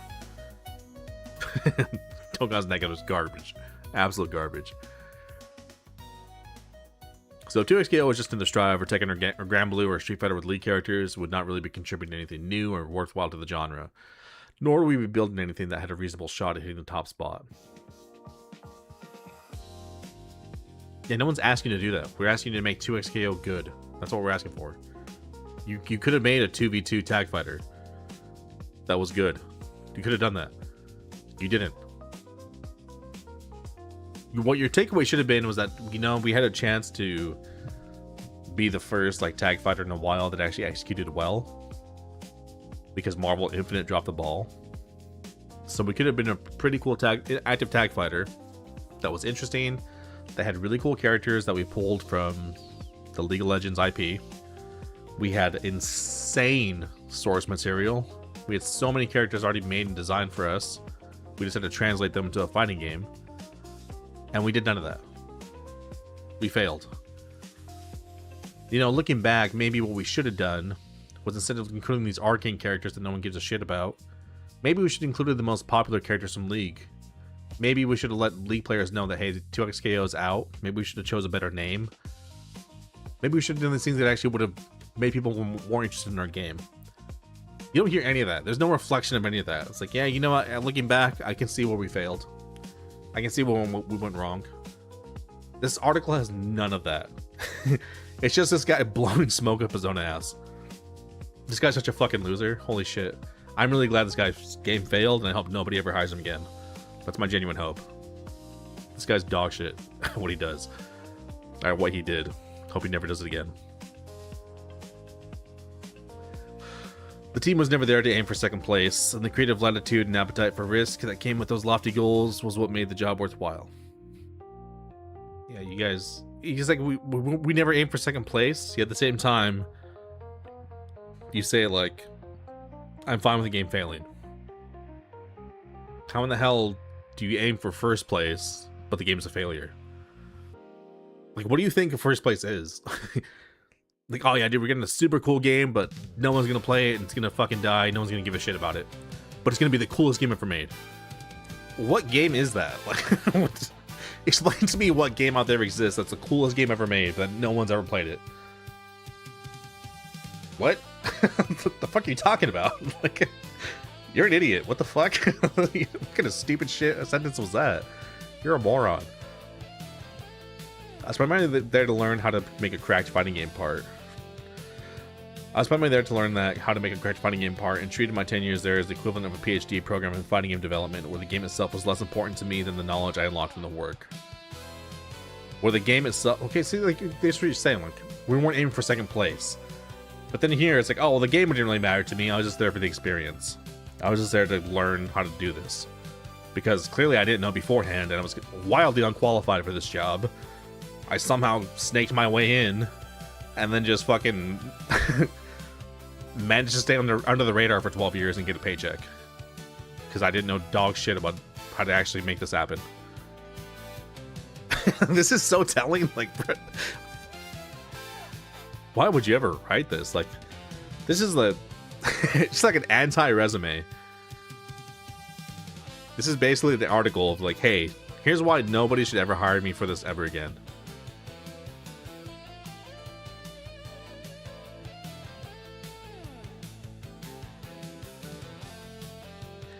Most dissertations take years of effort only to live in a library. At least this one is playable. We'll see how long that is. That's true. If Riot cuts the servers, then, I mean, good fucking luck. Guess people are gonna play single player mode. Or maybe Parsec your shit or something. Working on TXKO for me was the almost unheard of chance to work in a genre I loved, with a team I cared about, and very supportive. Okay, so it's like, okay, I didn't care if the game... Well, the game itself was less important to me than the knowledge I got unlocked from the work. So I don't care about the game, I care more about getting the knowledge. But then all of a sudden, I get to work on a genre I loved, a team I cared about, and very supportive publisher and IP. So you do care? Like, what are you saying, man? It's like, oh yeah, I'm just like this super great guy. Oh, I just really love this. It's like, no, you didn't. You were just self-interested. All your article talks about is how you're just self-interested. It's all about you. You're just a narcissistic piece of shit. That's all you keep on saying in your article. But you're too stupid and dense and short-sighted to understand that. To squander that chance on something boring and safe, instead of swinging for the fences, would have been the biggest waste I could imagine. You didn't make something boring and safe. You squandered your 12 years. You had 12 years and you just fucked it. You completely squandered it. And I pray to God this is the only chance you'll ever get. Instead of swinging for the fences, it would have been the biggest waste I can imagine. You didn't swing for the fences. How did you swing for the fences? You did nothing revolutionary. Again, Tokon's pushing the limit. Like, hey, let's try to make 4v4 work. No one's ever done that. That's swinging for the fences. Like, dude, we're gonna do tag fighters, we're gonna do 4v4. We're gonna make Japanese-looking Marvel characters. We're gonna give Iron Man a samurai helmet. Like, that's pushing shit. You didn't do jack shit, bro. What the fuck are you talking about? Despite the fact I ended up working on it for 10 years, about twice as long as I had planned, it was never my intention to stay on it forever. There are too many other things I want to do, most of them don't involve working for someone else. I'm not a very good corporate drone. You're not very good at much at all, it seems like. Thanks to XKO, I got to learn far more than I ever imagined I would have about fighting games, how fighting games work, and what makes them tick. And I'm extremely thankful for the opportunity. Seems like you didn't learn much, bro. Sincerely hope that anyone else in a position to take creative risks on the corporate dime does so. The more irresponsible, the better, because we have enough boring successes out there already. Bro, no, don't fucking do this. Do the exact opposite of what this guy's saying. This guy's a fucking moron. This guy has no idea what he's talking about. Do not emulate this guy. If you're gonna emulate this guy, what you're gonna do is make a dog shit fighting game that dies instantly. That's what you're gonna make. That no one cares about, that everyone says is shit, that got bad reviews when it came out, and that no one cared enough to stick around with. That's what you're gonna get. That's your end result. And then you're gonna be a narcissistic, arrogant piece of shit asshole with your head up your own ass and think you're someone great when you have no reason to think that. you have every reason to not think that, as a matter of fact. Don't ever be like this guy. Instead, emulate the greats who actually made good fighting games. Look at the guys who made Marvel 2. Look at the guys who made Street Fighter. Look at the guys who made Third Strike. Look at the guys who made Street Fighter 4. Look to the guys that made Street Fighter 6. Look to the guys that made Guilty Gear. Look to the guys that made Dragon Ball FighterZ.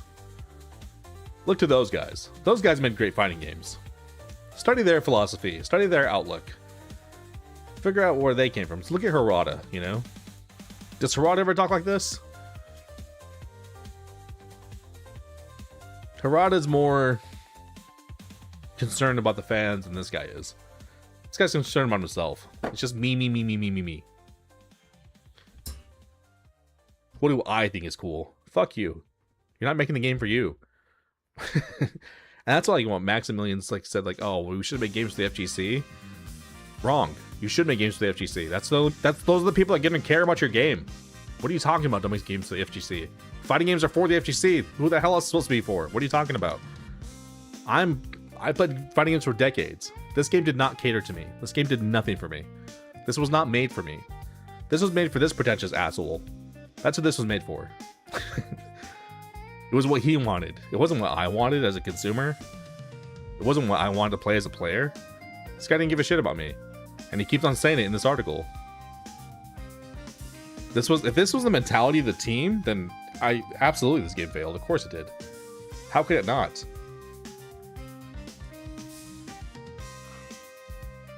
If by some chance you can take a shot like this, take the shot, tell me about it later. If it works out, buy me a beer. If it doesn't, I'll get the first round. Especially in the contemporary game development industry where successful dev teams are getting laid off anyway. You might as well just go for it. And with a sufficiently large game, it's basically impossible to predict which combination of decisions will lead to game success or failure anyway. This is like just telling on yourself right here. It's basically impossible to predict which combination of decisions will lead to a game's success or failure anyway. Wrong. This just says I don't know shit about fuck. So I was just throwing darts in the dark and just hoping something would hit, you know? I was just throwing darts blindfolded and just hoping it worked out. Because I don't know what the fuck I'm doing. That's what this says. Which again was not surprising. Because that's how your game felt. So you might as well do whatever you can to make the game one you personally believe in and let it rock. No. No.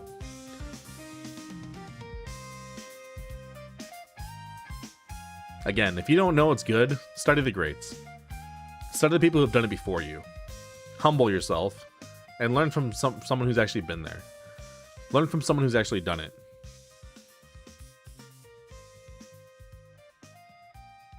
This guy clearly has horrible taste. So like, don't. If that's the case, don't just trust yourself and like, oh, I'm going to make a game I believe in. Fuck you. You don't know what you're talking about. Like, you're not. You literally just said it's impossible to predict what decisions will lead to game success or failure because you don't understand anything. If you understood these things, then no, it's absolutely possible. What are you talking about? How the hell do these people make successful games if it's impossible to predict? What the hell are you talking about? Dumb as hell. When the best possible reward for making a successful game is just that you get to keep on having a job, you might as well take the risk and with someone else's money. Yeah, this is just like, oh yeah, I scammed Riot. I was wildly unqualified, and I just made some bullshit game that they were willing to pay me for some reason. It's Riot's fault for hiring this guy. But yeah, this guy... it's just based on like, this is just saying I just scammed Riot, that's it. A boring job in games is still a boring job, and the medium is not going to go anywhere without creative teams willing to take risks that seem ridiculous at the time. If a risk pays off, it'll only seem ridiculous in retrospect. Yeah, this is just dumb. Like, what fighting games are taking this huge major risk, you know?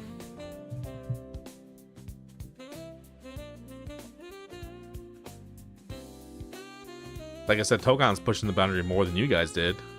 Your game didn't take any risks. Your game just played it safe. In a terrible way. And was very poorly executed. Togon's trying to push the boundary more in 4v4. I am, of course, sad for the team and sad for the players. The team has done their damnedest to usher the game to a dignified resting points. I only played a couple sets since the layoff. After playing the game for work for 10 years, playing the game as a player just feels like I'm giving Riot a freebie. Yeah, you should give Riot a freebie. They gave you 12 years of freebies, bro. You should give them way more than one freebie. You should be blowing Riot, bro. What the fuck are you talking about? But from what I've seen, the game has continued to improve, and I have the utmost confidence in the team to leave the game in a strong state for the community to play in perpetuity. As much as getting laid off sucked, I am relieved that I only got to see the team at its best. Imagine working on it. So again, it's like, oh, I didn't care about getting fired, I don't care about this and this, but then on getting laid off sucked? I thought you didn't care about getting fired. What do you mean getting laid off sucked? Now you care? That's, you see that throughout this article. It's like this bullshit like, well, I don't care. Whatever. It means nothing to me. It's like, yeah, we can tell it meant nothing to you because you produce a shit product. But at the same time, it's like, oh, but I was so invested in such a great team, and oh, I really loved working with these people. It's like, hey, you didn't care about anything, bro. You were just there for your own self-interest. At least be honest, you know? I could respect you more if you were honest. But this whole, like, nice guy, like, oh, I'm such a great person. Fuck you. Fuck you. You're an asshole. You're just a scumbag. I'm relieved that I only got to see the team at its best. I imagine working on the team after Leos must have felt like working on a ghost ship, and working on the game now after its final update has been announced must be even worse. As a fighting game player, though, I'm pleasantly surprised that 2XKO will be indefinitely playable via the offline clients, and that its servers will remain open for the foreseeable future. Conversation around 2XKO has always been steeped in the miasma of live service game discourse. Is this game successful? Will it make a lot of money? Will you make money playing it? That had a real nasty stink to it, even though the core of the game itself is fun. No, it's not. Ironically, as someone who only plays dead games, and this is also very telling, I'm someone who only plays dead games. Like, if you're talking about like old games aren't dead games. Old games are old games, but they still have communities around them. But if you're talking like you just play obscure fighting games that like just die instantly and like aren't successful and never made any real impact in the fighting game zeitgeist, then yeah, you have no idea what makes a successful game. You could never understand that because you've just had bad taste. Like, and you think you're above everyone else who likes good popular games that did make an impact, like Marvel 2 or something like that. But you think like because you like some obscure game, you're like higher minded, or like you're such a lowbrow thinker. It's insane. Because you're not intelligent enough to understand, well, why did those games that had such a major impact on the fighting game industry and made it what it is today, why did they have such a big impact? You're incapable of understanding that. You're just like, oh, well, I like dead games. I like obscure games. Like, good for you. It means you have poor taste. I mean, you can like those games. That's cool. But someone who's actually intelligent can understand, like, yeah, no, I like these games. Like, they're more weird and niche, but I can absolutely understand why they're niche. And I can absolutely understand why the popular games are successful and what makes them successful and what's good about them. And what, if I was ever making a fighting game, what elements I would take from those successful games to make my own game successful. That's what an intelligent person would do. That's what their outlook would be. This guy's incapable of that. I'm far more interested in picking the game back up once the last patch drops, because anyone still around then is clearly there for the love of the game and not because they think it'll lead to some future clout reward or something. For whatever reason, the Shadow of Riot's involvement... Shadow of Riot's involvement? Shadow of your involvement, fucker. What are you talking about? This game is stained with your presence. Put out the absolute worst in the internet, and once that is gone, I think we'll have a great game that we can play freely for as long as we want. That is the part of the fighting game experience that I love most, and why I'd hope 2XKO's run would go a bit longer before joining us in the fighting game graveyard. See, all of a sudden, like, oh, I hoped it would have lasted longer. No, you didn't. You just said you didn't care if it failed. You said countless times in this article you didn't care if it failed. So what are you talking about? You wish it would have gone longer. What are you talking about? You're just contradicting yourself. Just be honest, man. I didn't give a shit. I did a half-ass job. I don't know what the fuck I'm talking about. I'm unqualified. And I just was happy to get a paycheck. I had nothing better going for me. This was the best opportunity I'd ever get. There was no way I could walk away from it. Because I'm not qualified for anything else. I'm not good enough for anything else. That's what you should be saying. If you had any honesty and like self-reflection, you would be saying that. Holy hell. To the 2XKO team, both current and former, thank you for your hard work. All of you know how much this game has meant to me. So again, now this game means something to you? What? I know it's meant a lot to all you too. I hope that once it's all over and you're able to find your closure and keep moving, that you remember the experience of making this game for the high points, all the moonshots we took in service of doing something truly interesting and innovative. This was not truly interesting and innovative. Stop saying that. You didn't do anything interesting. Tell me in detail what you did that was interesting and innovative. You did nothing.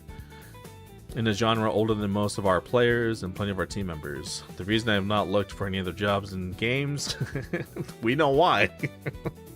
It's sincerely because I don't think I'll be able to find a chance to work in a team as creative, enthusiastic, and ambitious in fighting games without building it myself. All of you are part of something special, something I wouldn't expect to ever see again, and none of it would have happened without you. You haven't looked for another job because you're not qualified, bro. This is basically your death sentence. Can't believe you wrote this. I made it my job to make sure to spread the love of my love fighting games to everyone I could on the team, and I hope you take that love and nurture it. If not for fighting games, then for something that makes you feel the way that fighting games make me feel. 2XKO's run as a profit-generating machine may be over. This was not a profit-generating machine, man. They just gave you a chance to actually see if it's, after 12 fucking years, you created something somewhat viable. And honestly, shout out for Riot for that. They should have scrapped this project years ago. Like, this like stupid like communist language of just like, oh well, it was just a profit machine. Blah, blah. Shut up, bro. Shut the fuck up. Yes, companies need to make money. Welcome to the real world. Grow the fuck up, like you dork. And your game sucked. Like, what are you talking about? You did neither, man. But I believe its legacy will live on in the hundreds of developers who all learn the craft of making fighting games together. I hope to make fighting games with you again. I hope to play the fighting games you make on your own. It's a lot more fun when you're doing it for yourself and with a lot less pressure. Yeah, pressure. Bro, you had 12 years. What pressure were you under? If this was Japan, they would have executed you.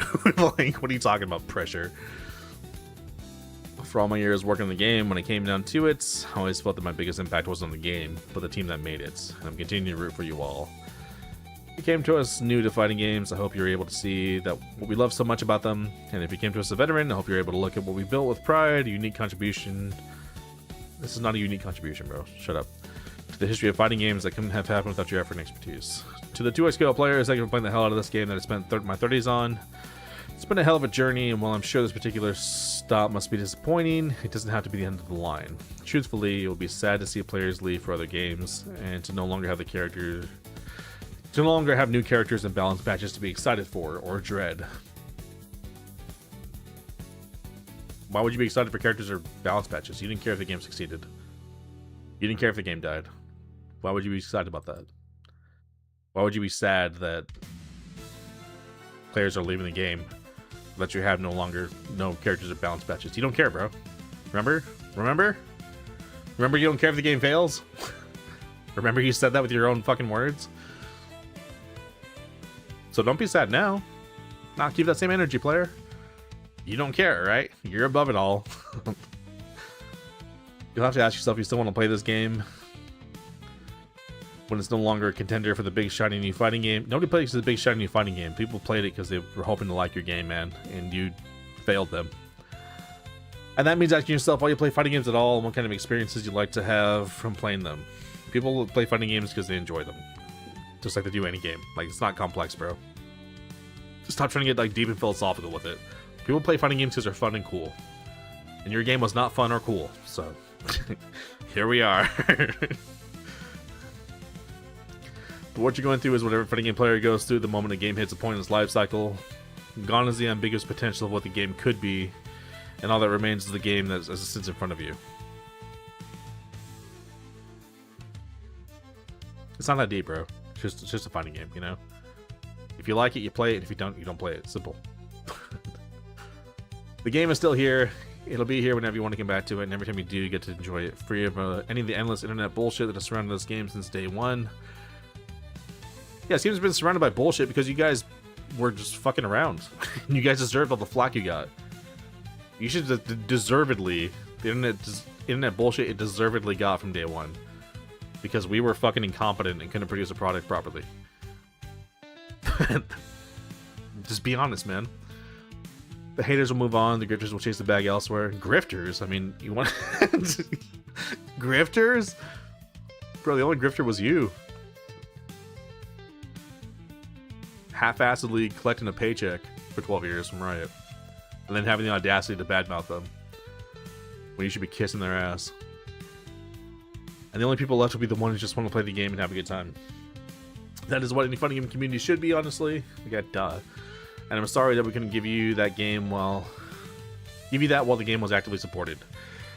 Now you're sorry again. You didn't care if you failed. What are you talking about? You're not sorry. You got what you wanted. The game failed. What are you sorry for? But as someone who has made tending to dead games his vocation, all I can say is that for those who choose to keep playing, your best hits are yet to come. If nothing else, I'll always have it set up at the clubhouse for any 2XKO player who wants to mash. Let's go. Yeah. That was the just biggest piece of horseshit I've ever read in my life.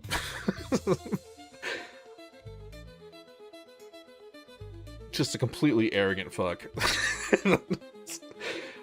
It's so telling as to why 2XKO failed.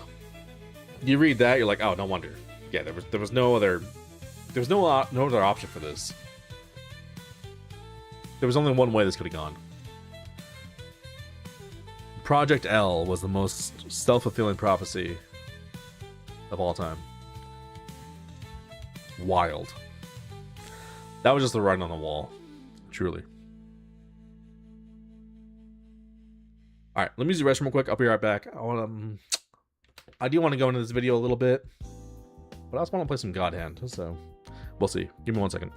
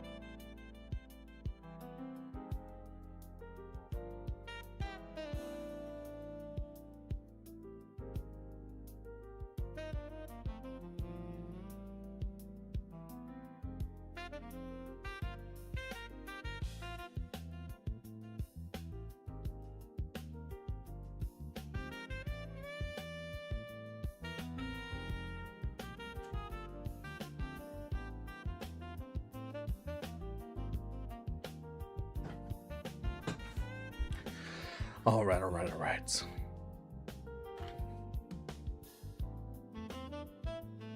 We can get into this video next time. It's pretty funny. I did like it. But we'll get to it next time. That'll be enough for today. I've been yapping.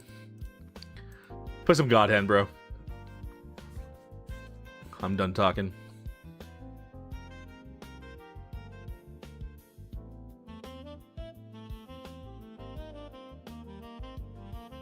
Whoops.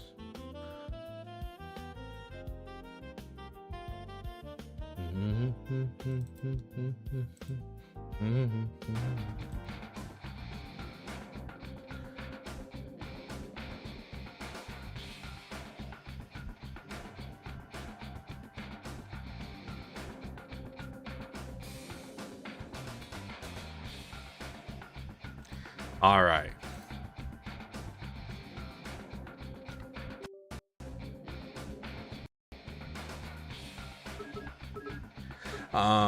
Let's go to the shop.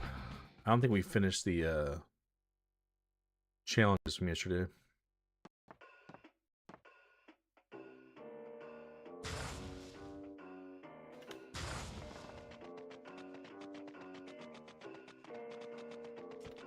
I think we almost did. I think we have one left.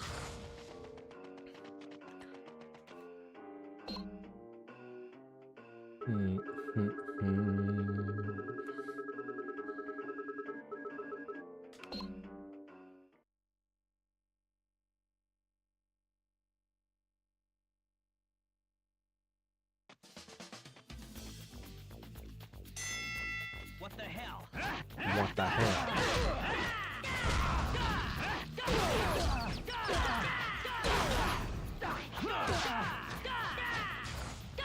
Kicking your ass.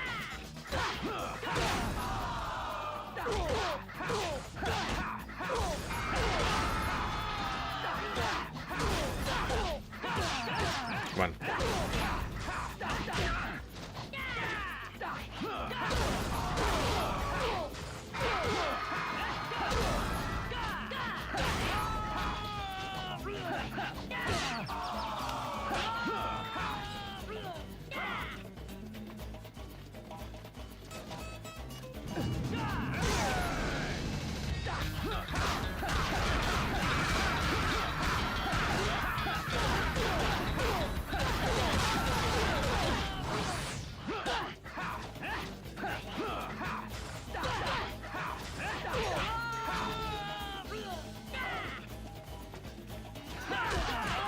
Okay. Forgot what those guys do. But I remember now. Member, you member.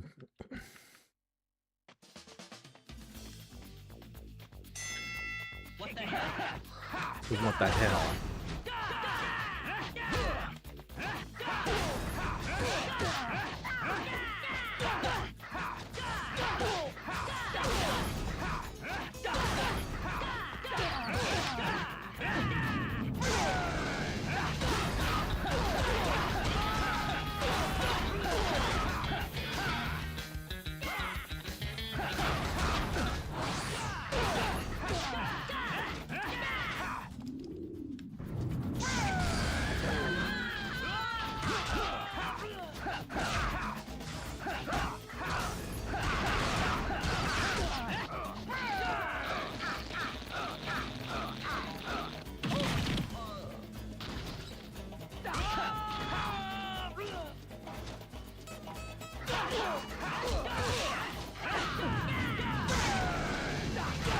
Bruh.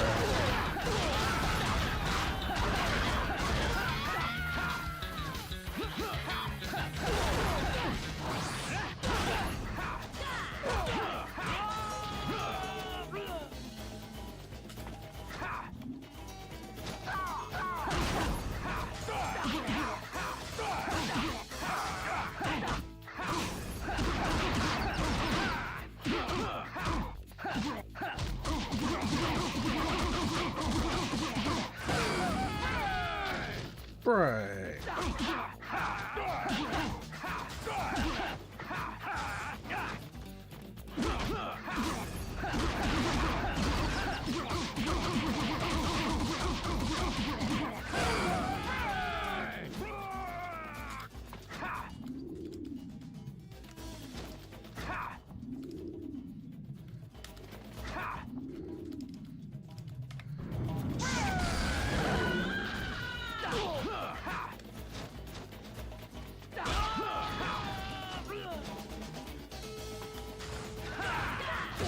What?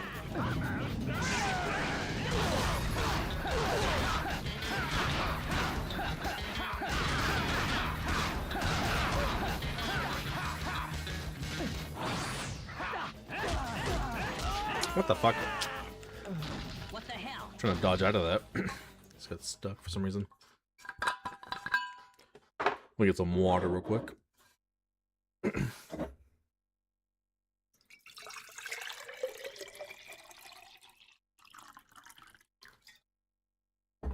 I realized I poured that right next to the mic, so.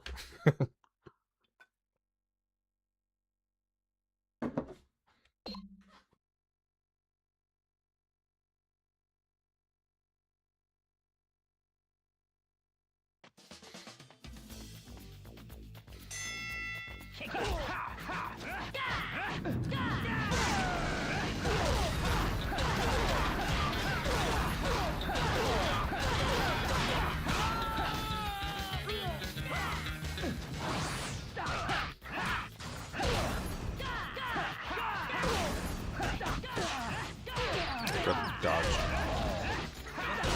Fuck you. Okay. I'm trying to dodge, man.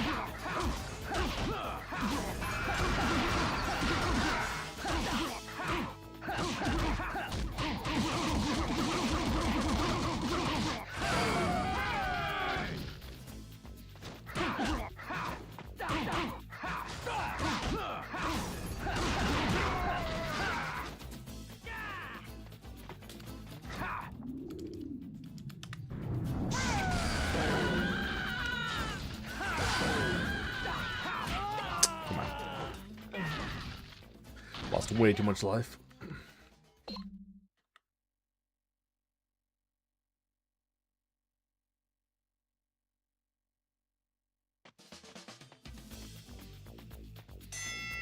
What the hell?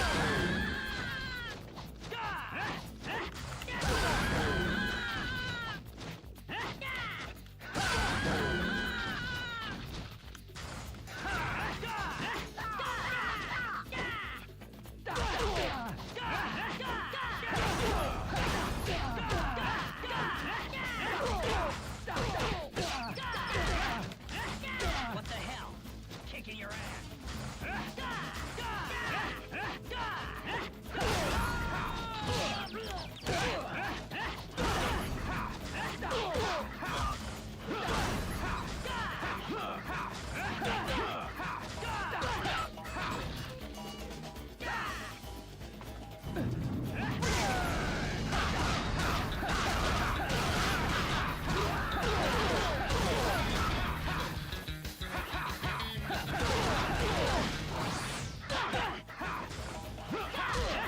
What the fuck? How's that out of range?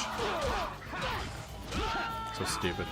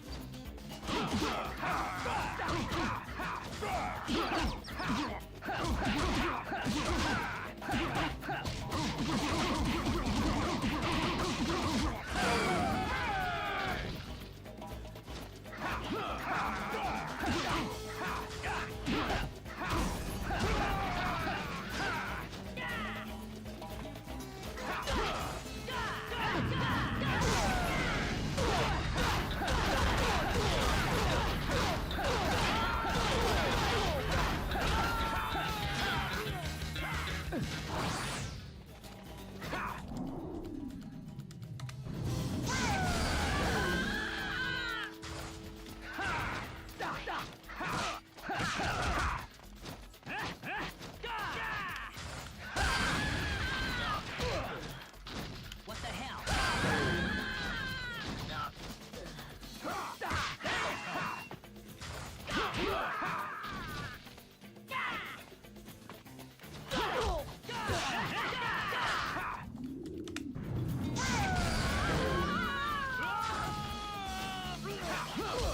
Fucking come on.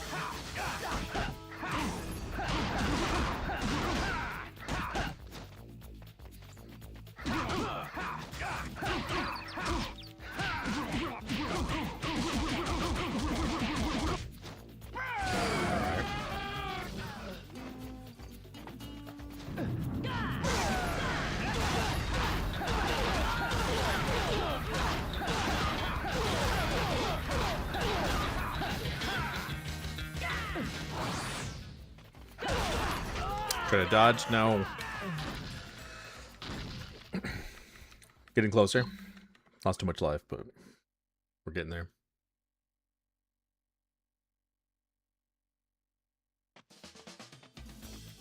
These ball dudes are annoying. What the hell? Okay. How does that shit have that much range? What the hell?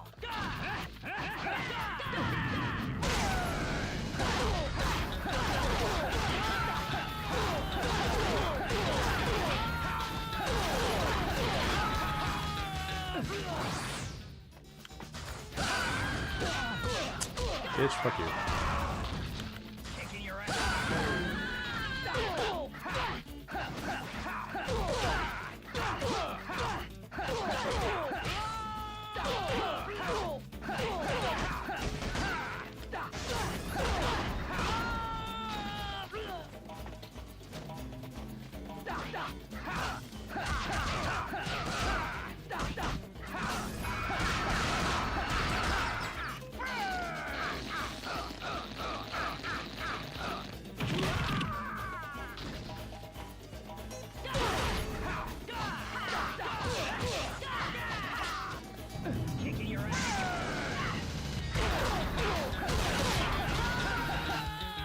on.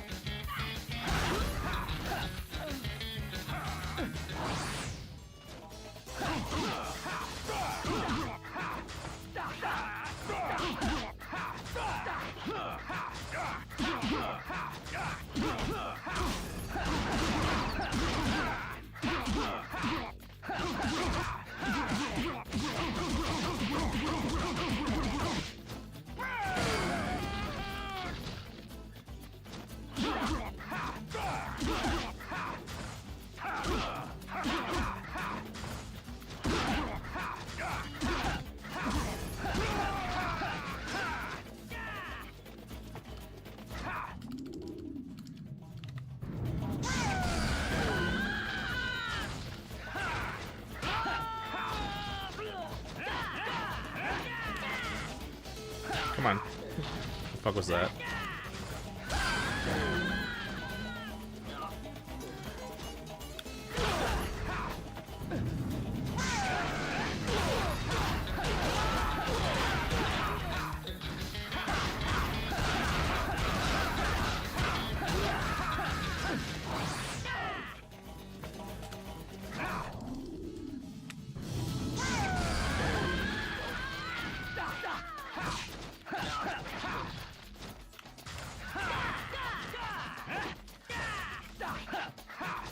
What the fuck? Bitch! Yeah, right. Oh, so much life in that? What the fuck? Stupid.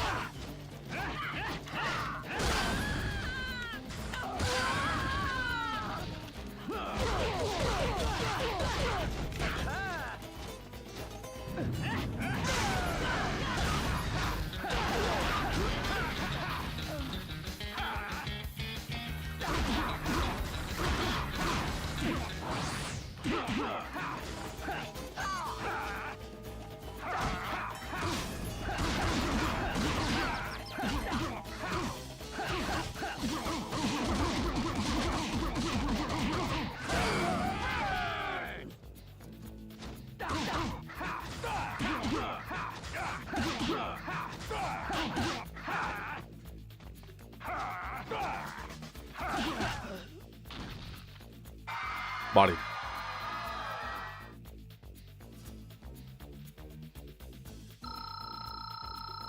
$50,000 bonus? What the hell? A lot of cash. It's a good amount of cash. Which means we have a lot for upgrades. But you know what it really means? We can go to the high limit room. That's what that means. Let me save real quick.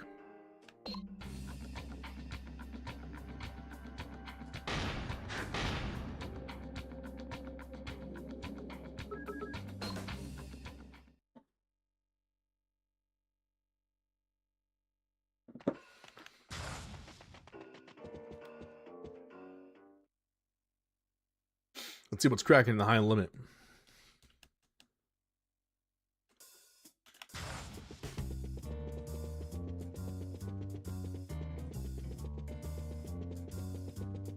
Oh wait, this slots, right? I think that slots. I think I gotta go upstairs. One more floor. And then we'll get the high limit.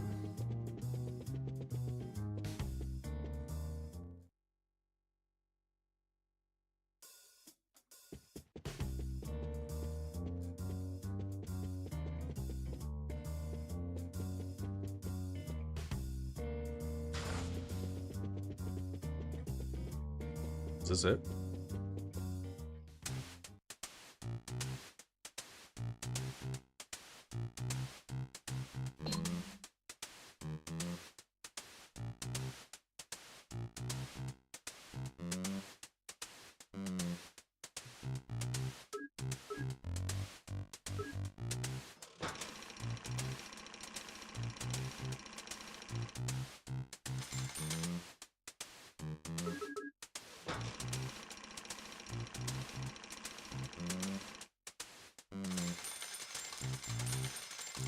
Let's do a double time speed on this.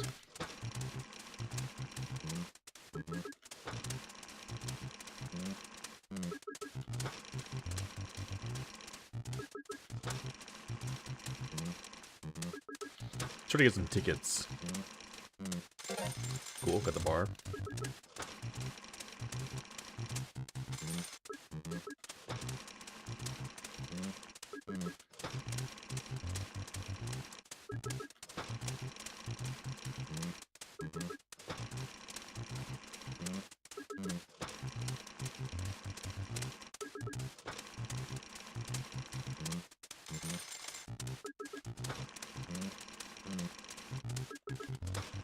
Give me some tickets.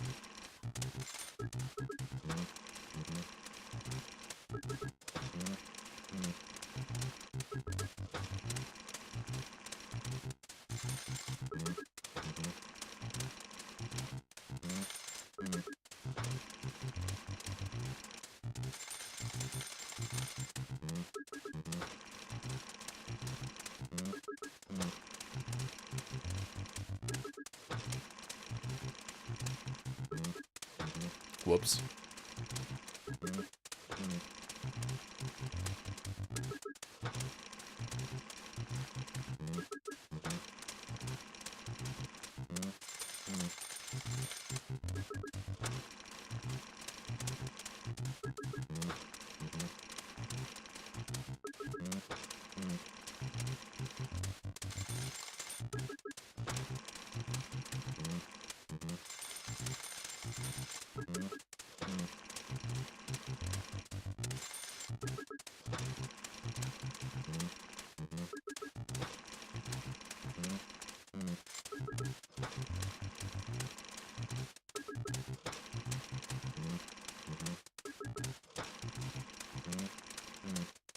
Come on, tickets.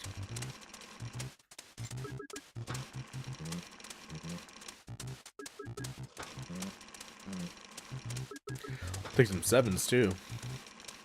There we go. Speak of the devil. Quick little 30 G's. How much is the bars? 15? Quick little 45 G's. Back to back.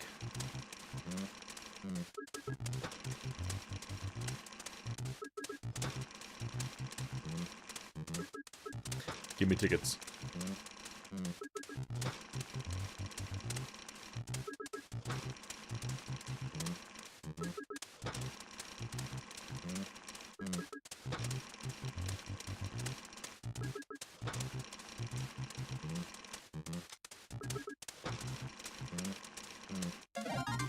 Nice. Give me some more of that.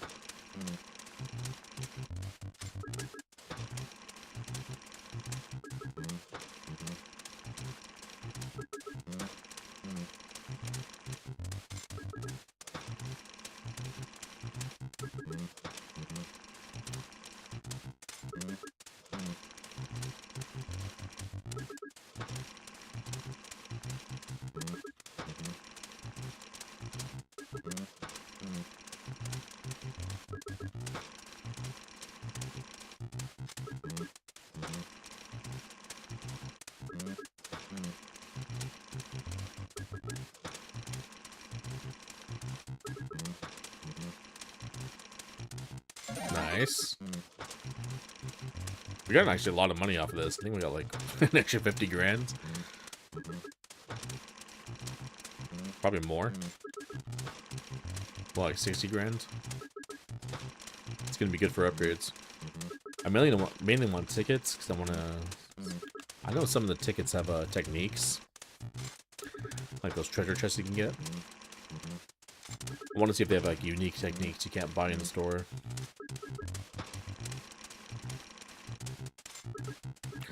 But I'll take some extra cash while we're at it. So I can also buy more upgrades.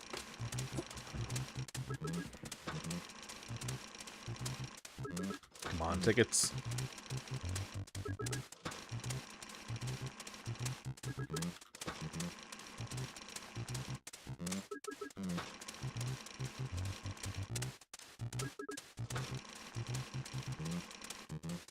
Nice.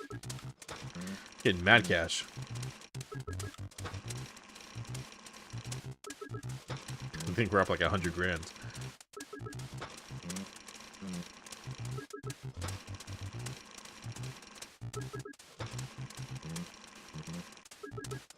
Slots actually the best thing you can play in this game for casino.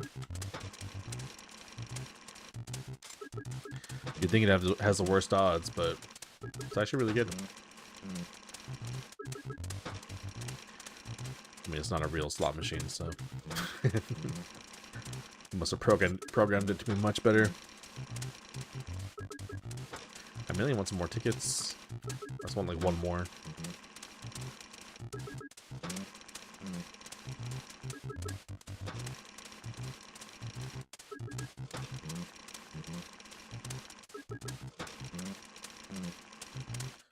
One more tickets.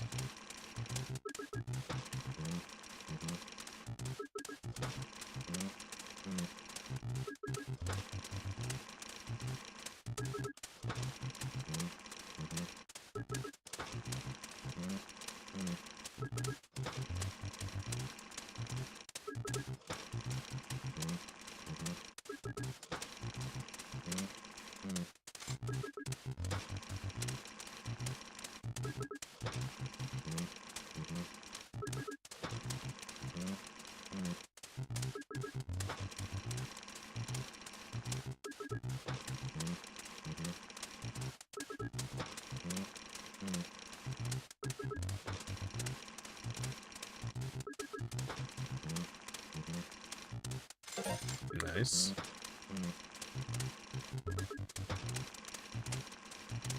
Just one more ticket, man. Come on.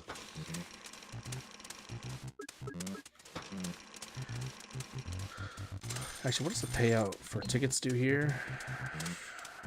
Is it just one? Figured maybe it'd give you more because it's high roller. I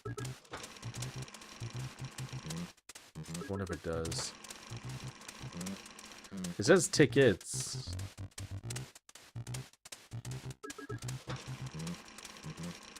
Like plural, but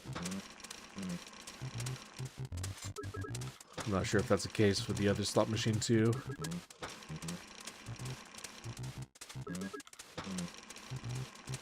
I'm not trying to stay here forever. If we don't get some tickets soon, I'm out.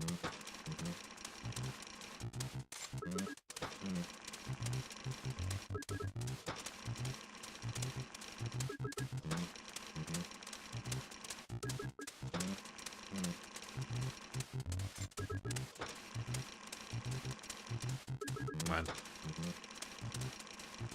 Come on.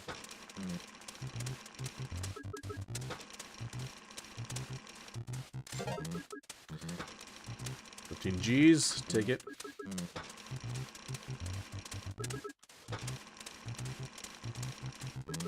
Tickets.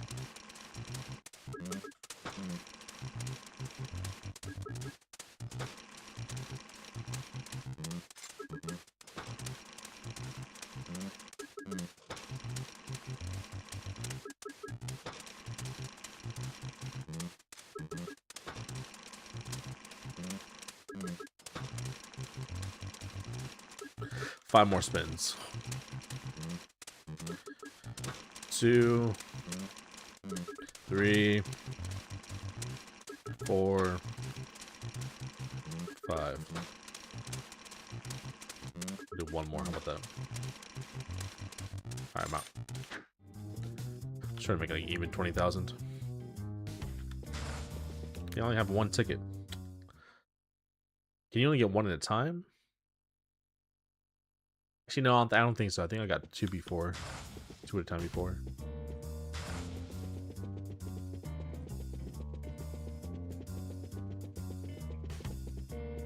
There's nothing up there, is there?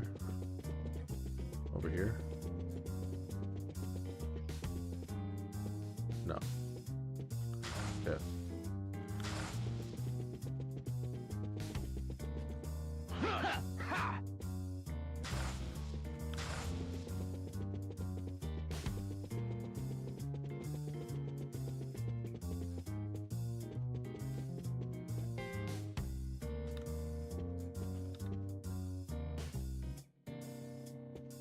Once you clear stage 2, you can do the 2 wall races. No wonder I didn't see it before. Oh, this is $1,000 hand blackjack. Okay. This is the high roller. 2,000 hand. Wow.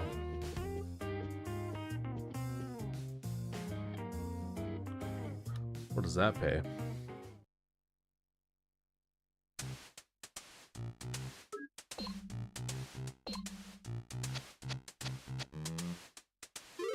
Nice.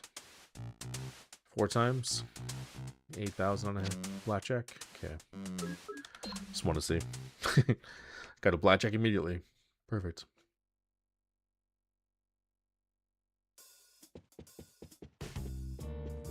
All right, let's try the left one.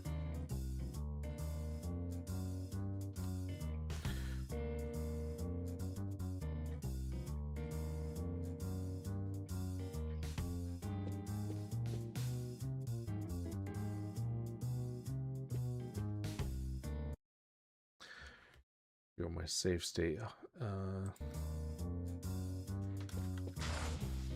Shortcut is, or hotkey.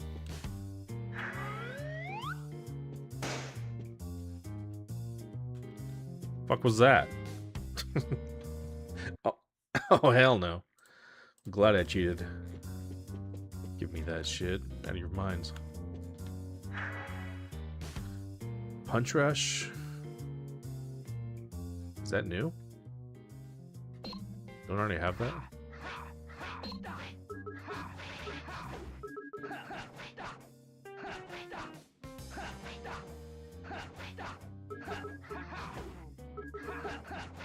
Yeah, I had Punch Rush before. That's not new. Go middle. Don't talk to me. I want to open this. Don't give me Punch Rush again. This game's trolling me now. Awesome. Gold, whatever. Go. No, I want to.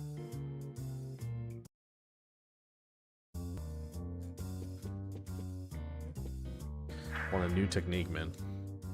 It's like give me Punch Rush.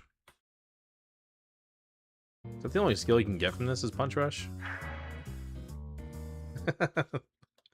I'm guessing so.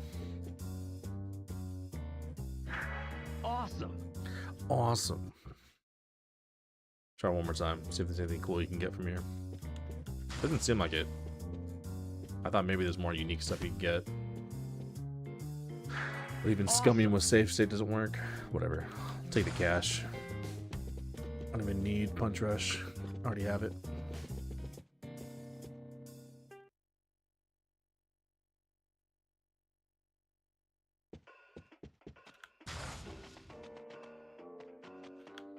Let's go buy some upgrades.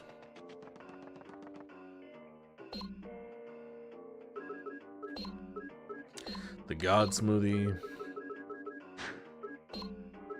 Let's get the Shaolin Blast.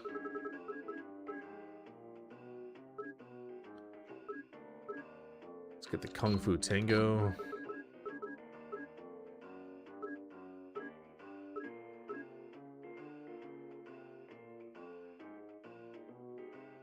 Shockwave 2.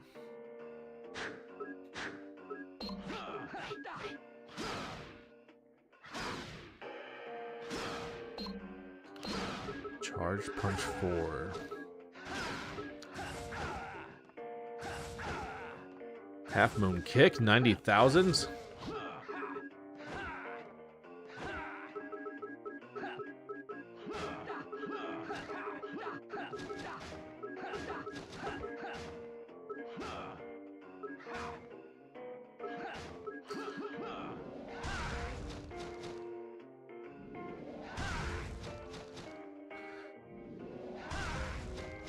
$60 damage, damn.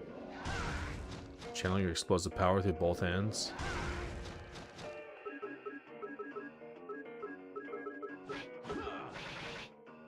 Ooh, Mach speed jab 2.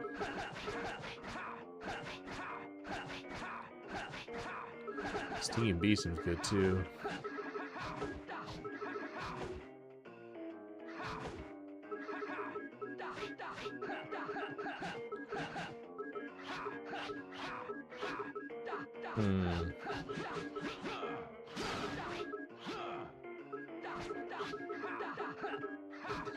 Pay up.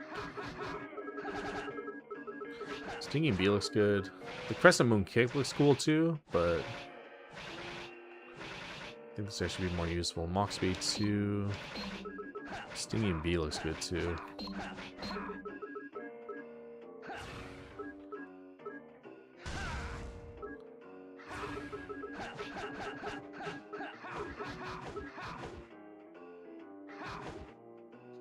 Although spin 3 could be good.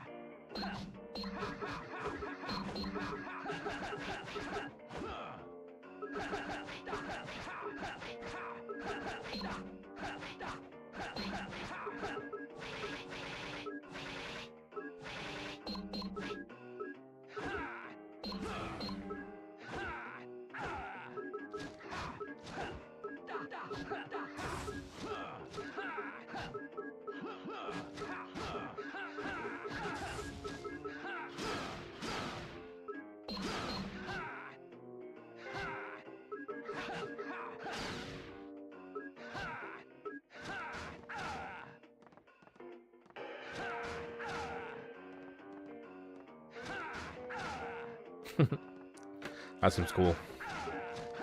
Double spin kick.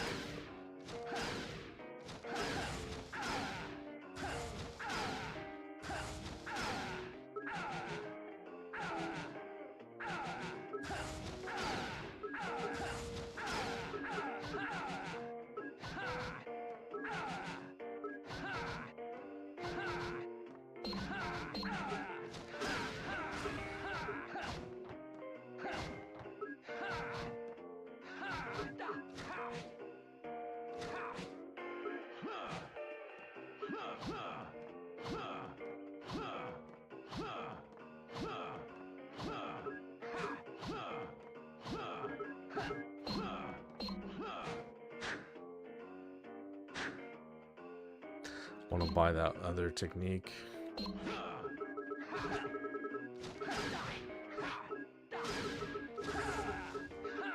Half moon kick, yeah. What's up, Robson?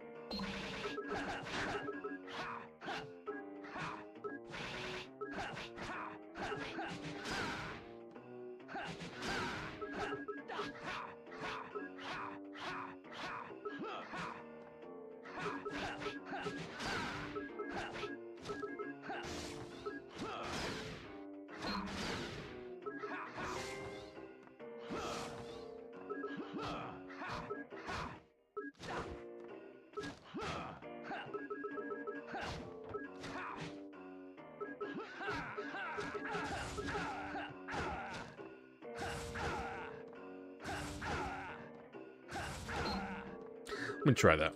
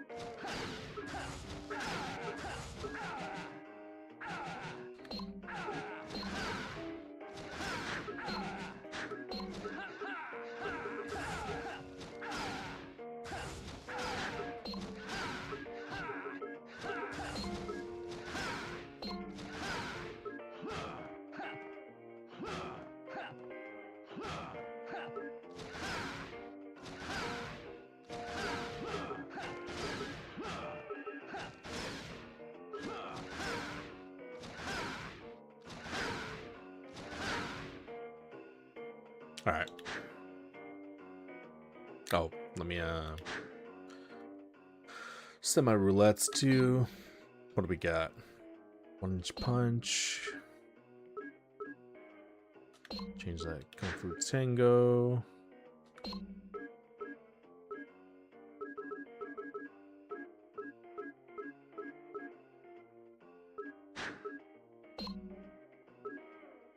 Launch technique.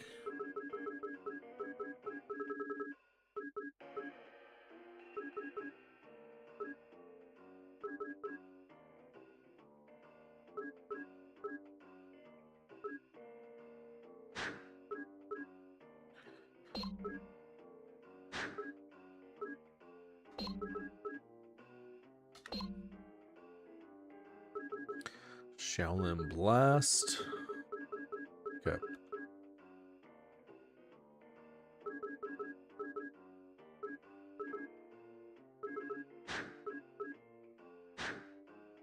Cool. All right. Let's rock, baby.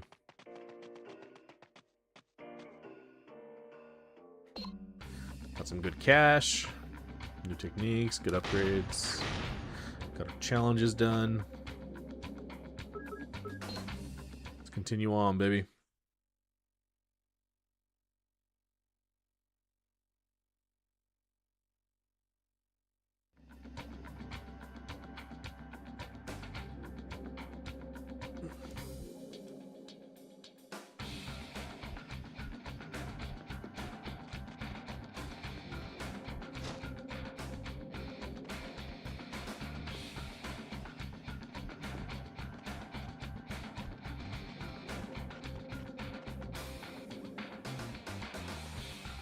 That doesn't open up. I like these scumbags. Trying to ambush me. Ambush this, bitch.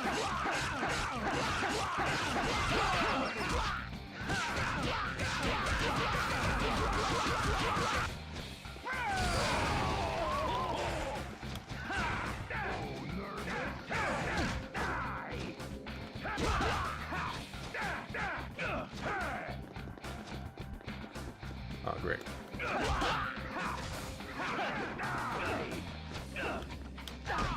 What the?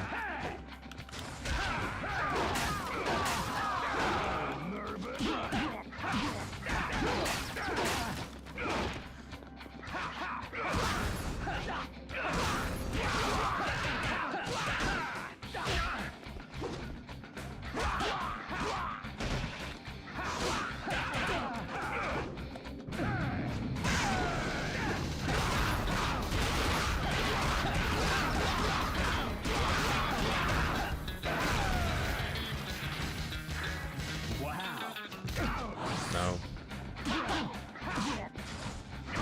Come on, turn, you piece of shit game. Controls fucking suck in this game.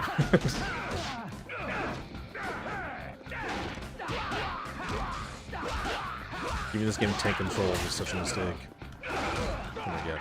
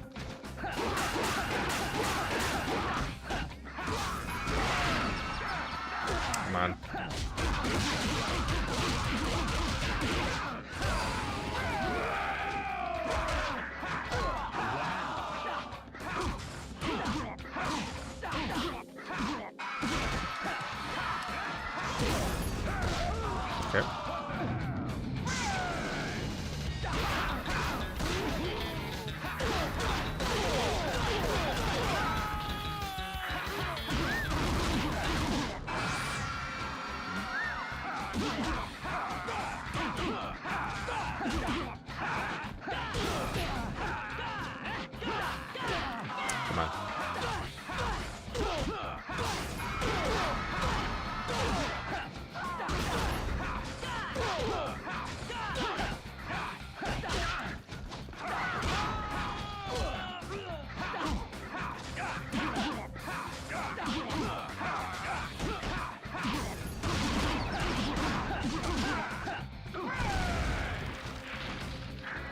Wow. Wow.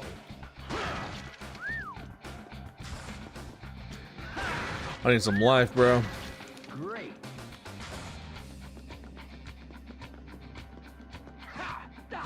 Come on, man. Give me life, please. Please give me some life.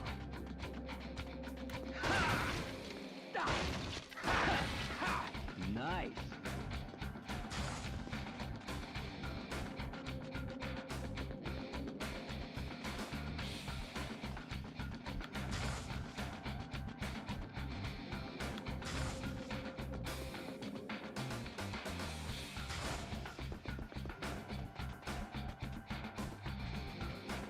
Oh, nervous?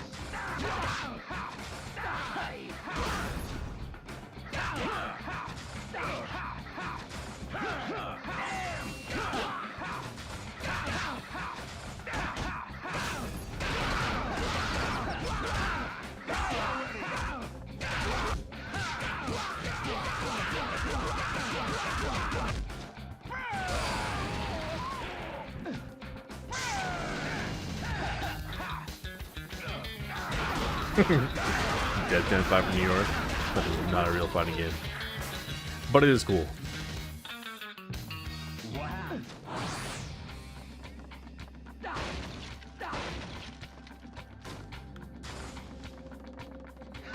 I saw they had a tournament for it at CEO.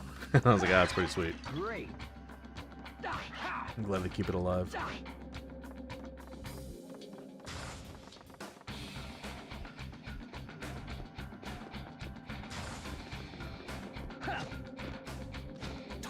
Miss games like those? Yeah, I know. They should make a new one, bro. That'd be awesome.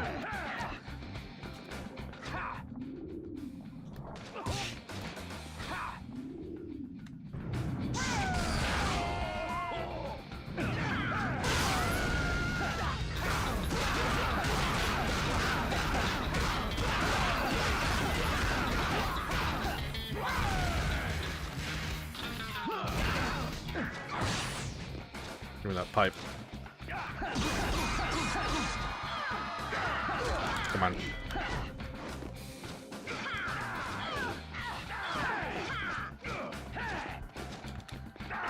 Oh my god. Bitch.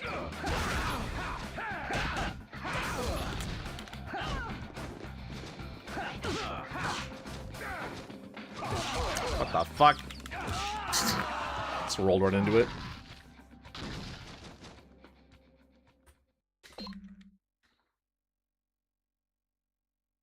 Never any sauce anymore. Bro, people just make games that are fun again. Like, this game's just stupid and fun, you know? Time to die. Just make more of that.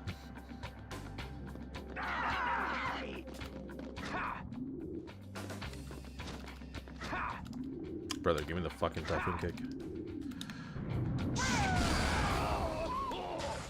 Oh my god, how the fuck's that miss? Yeah, right. Give me that shit.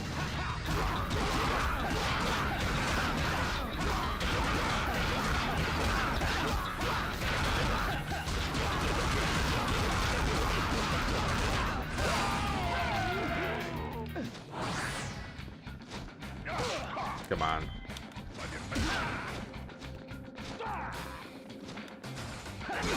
No, don't want that. Bitch, get off me. Give me that. Give me the Sagat guy. Where are you? I'm gonna kill you.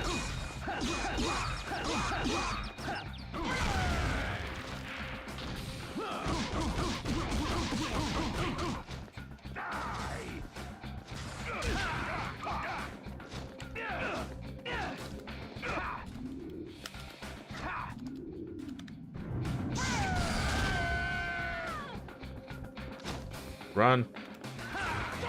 Do the sprint, you idiot.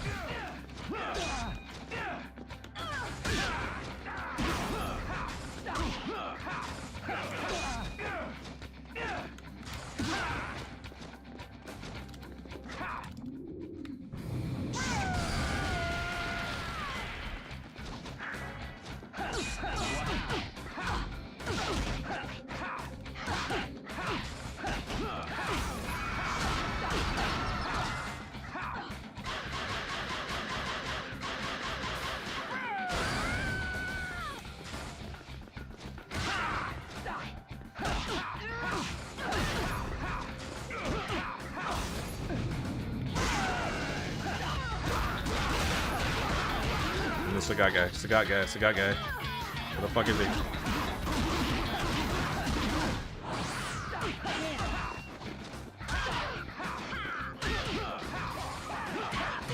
Come on. No way. Oh, nervous? Wow. I need food. Give me health. Give me health. Thank you.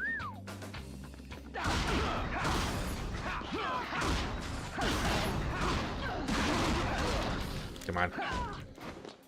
Hurry up. No. The targeting's so shit in this game. I missed a tiger guy.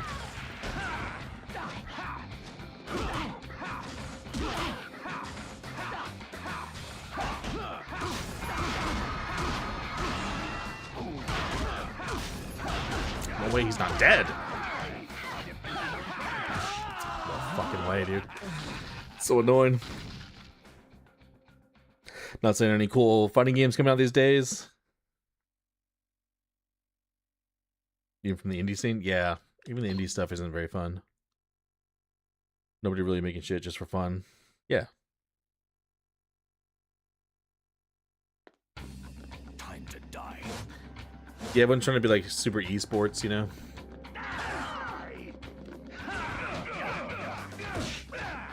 But like the original fighting games that were competitive were just made for fun. Just made to be cool. Cool and fun.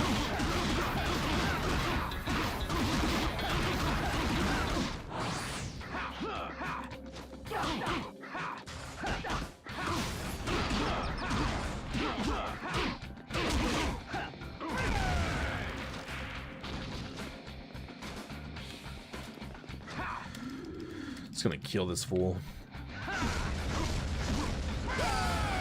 Sick. Oh great, of course. Of fucking course. The worst thing that could have happened. Wasn't interrupted. Come on. Come here. Brother. Shit is stupid. What the fuck? I didn't know it does that. Need health. Need health. Sprint is so shit in this game.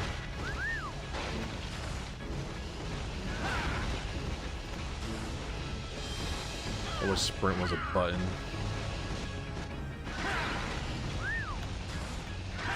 Please give me that. Oh my god. Fuck you.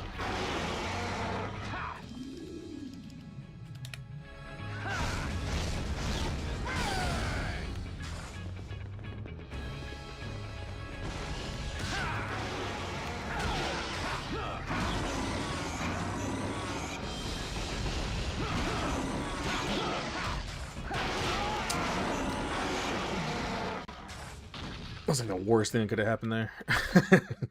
Finally kill that stupid tiger dude and becomes a demon.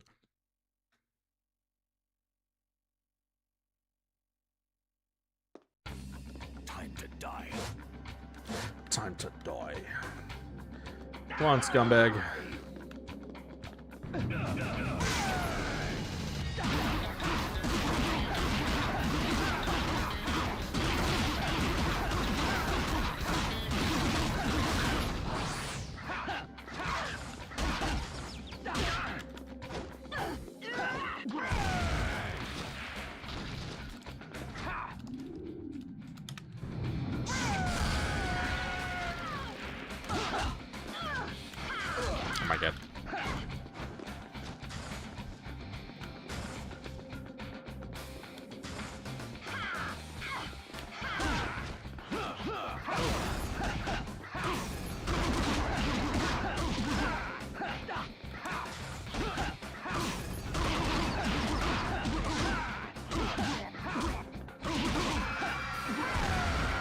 heal you.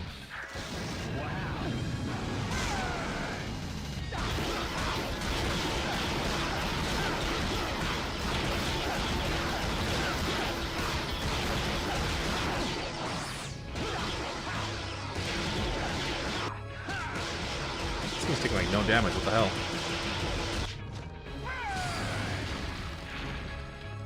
Oh. The light bar goes the other direction. Got it.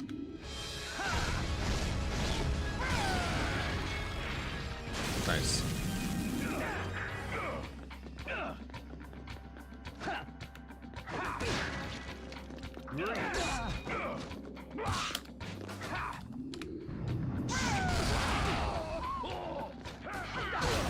Come on. Bitch! Yeah, fucking right.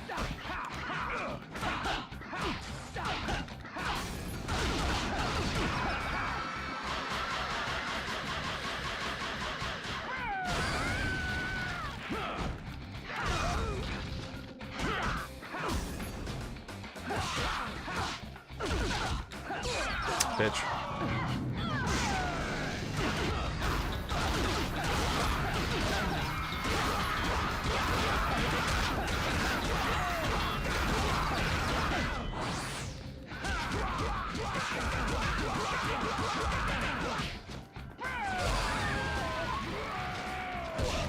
Come on. Give me that. Come on, man. Try to dodge. Unfortunate. Lost too much life there. Could have used the pipe and then get that power up. Time to die. We were pretty set up. We gotta focus Tiger Guy again. Fakes the gut.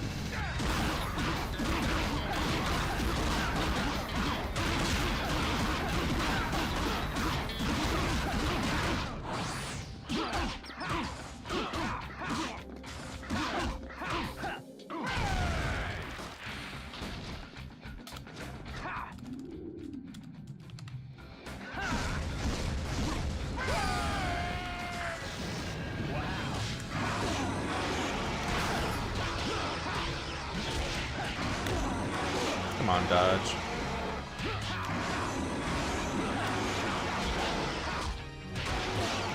Yeah, fucking right. Fucking dodge, bitch. What the fuck? You fucking kidding me? I don't know how to dodge the shit out of that.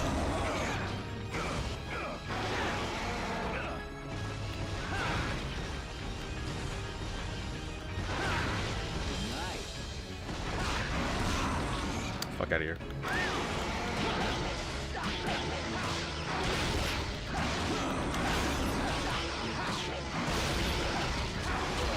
Come on.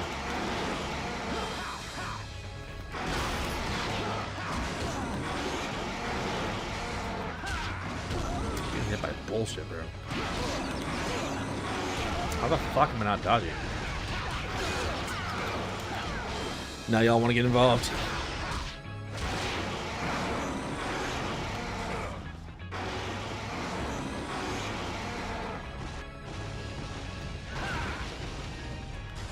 Give me a strawberry.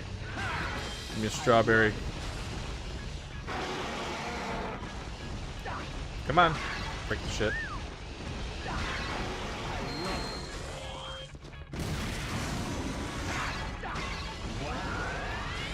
Wow. Come here, scumbag.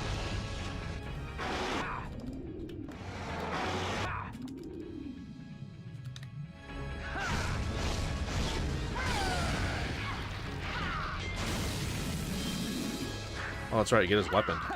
Forgot about that.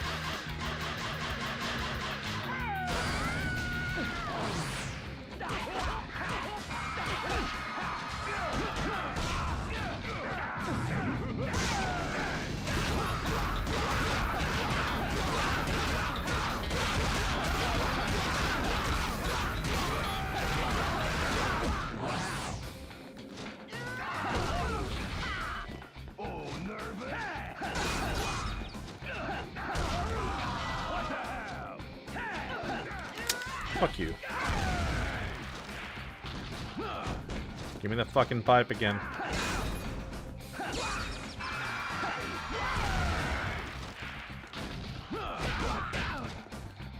Come on, give me the pipe. No, you got it. Nice. Awesome. Awesome. Great.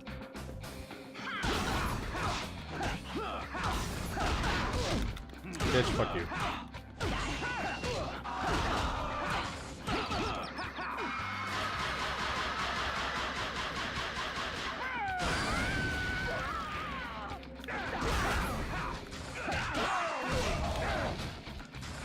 Give me that.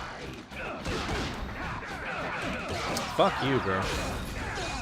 Fucking dodge, asshole.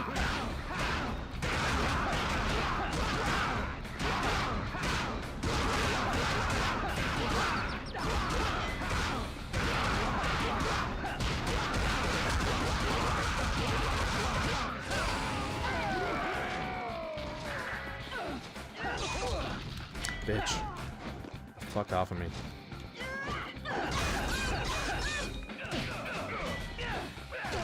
Come on.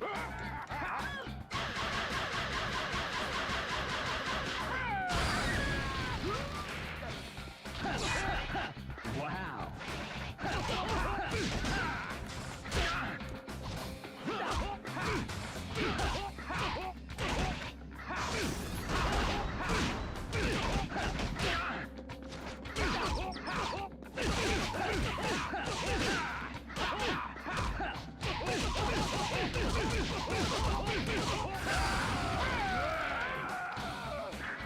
Wow.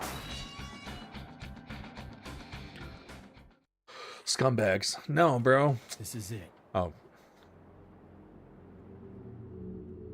Oh, this is it?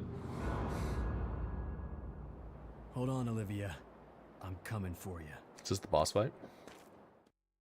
I was gonna say, let me get this stuff. Alright. Nice. Glad I'm able to get it.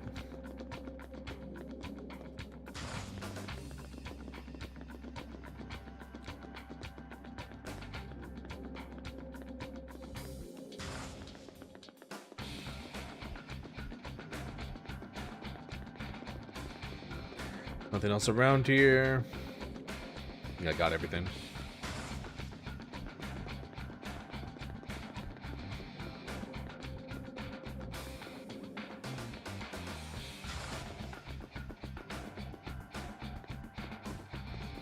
I can't believe we used to play games with tank controls. I forgot, like, a lot of PS1 games were like this. Even some PS2. Great. Where, like, you had to use the left stick to turn and, like, then run. Feels so horrible now. It feels really bad. There we go. I've been hearing this for a while. Awesome. Awesome. Of course, I'm up for the challenge.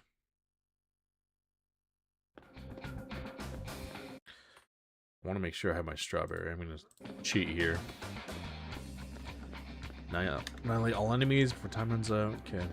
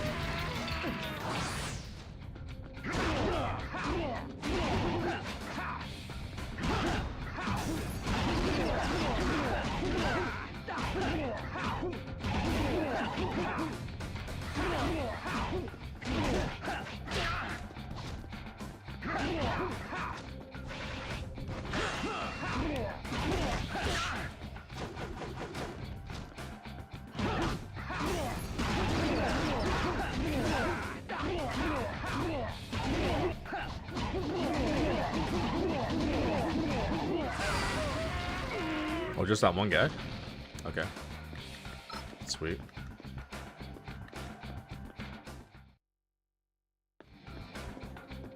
Nice. Night.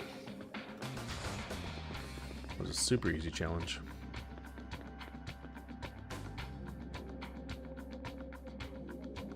Well, it's only on level 2 though, so might be tough if you're on die or something.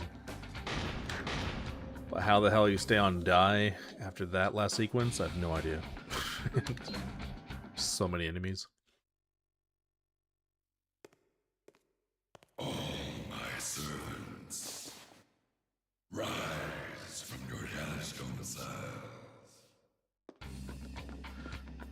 Rise from your grave.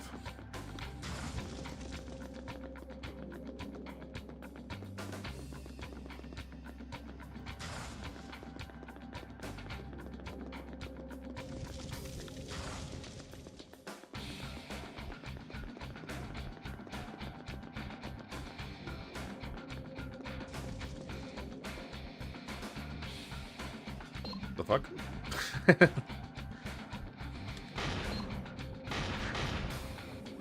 We just saved. Why can we save again?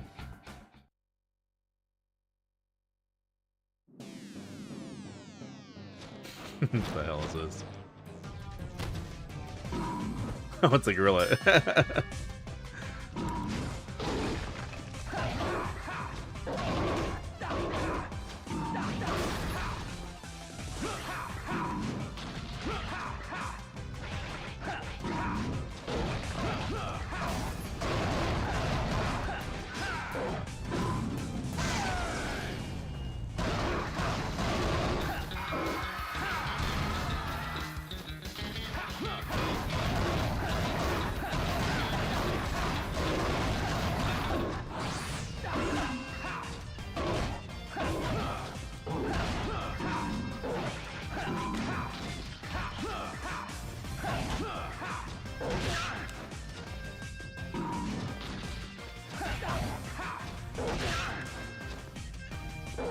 Oh, what the hell?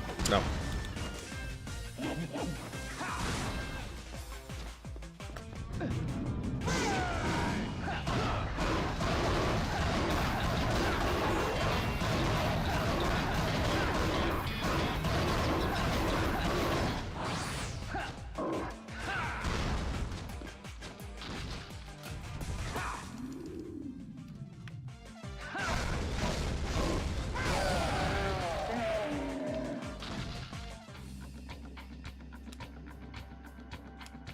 He had some moves.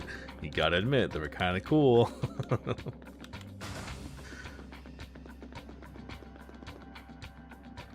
Dialogue makes no sense.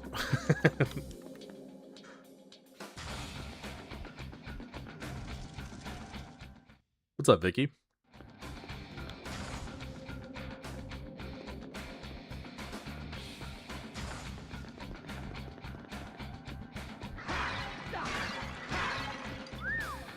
Give me a bunch of stuff. Let's save that strawberry. Just kidding, no, I'm not. Awesome. There must be a boss like every single room.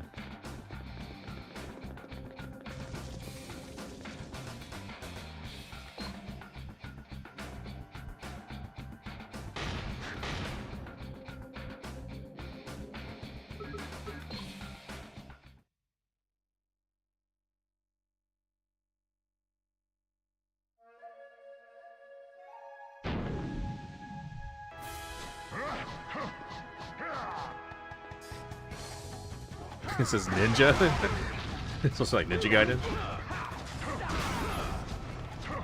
Come on. Damn it. Okay. All right.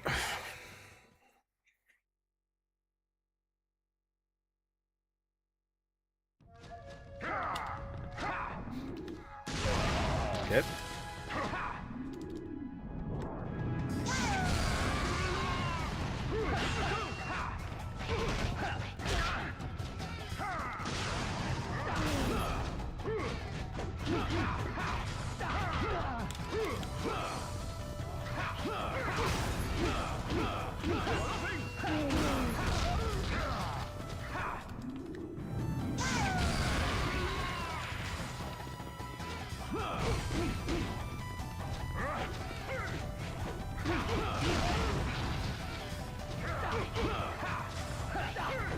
Come on, what the fuck? How'd that whiff? What the fuck was that? I was right on him. How did that whiff?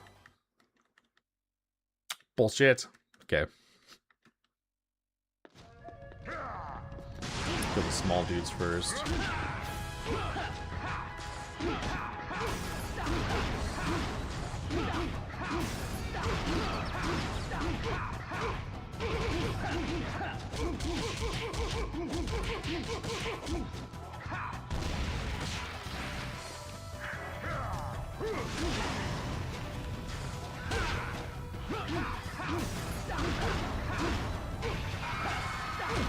Come on.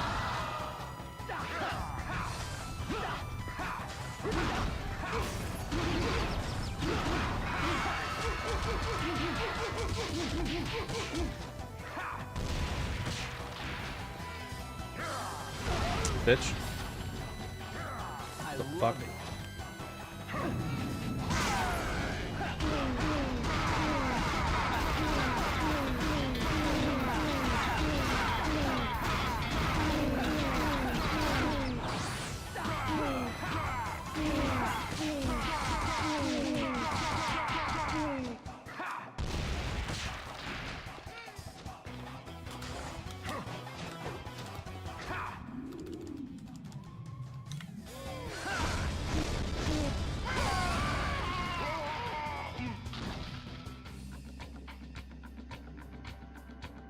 Didn't anyone ever tell him a fat man can never be a ninja?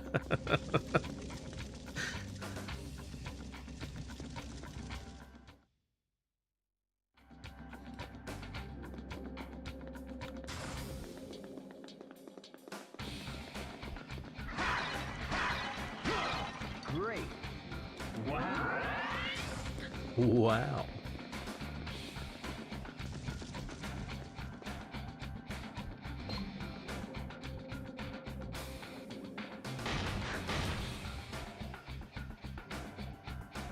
Time is it? 9:30. We'll take a look at this next boss, and then I gotta run. Take a look. What the hell? Who's this guy? This guy's awesome.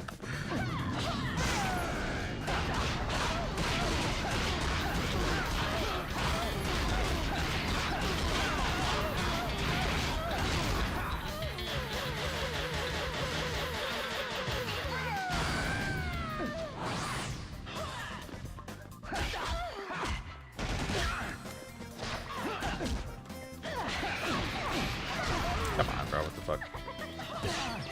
Fuck you.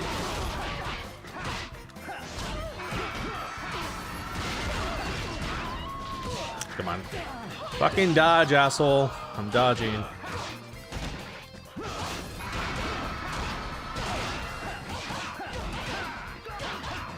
Where'd you come from? What the fuck? What the hell? Nervous? Where did that guy come from?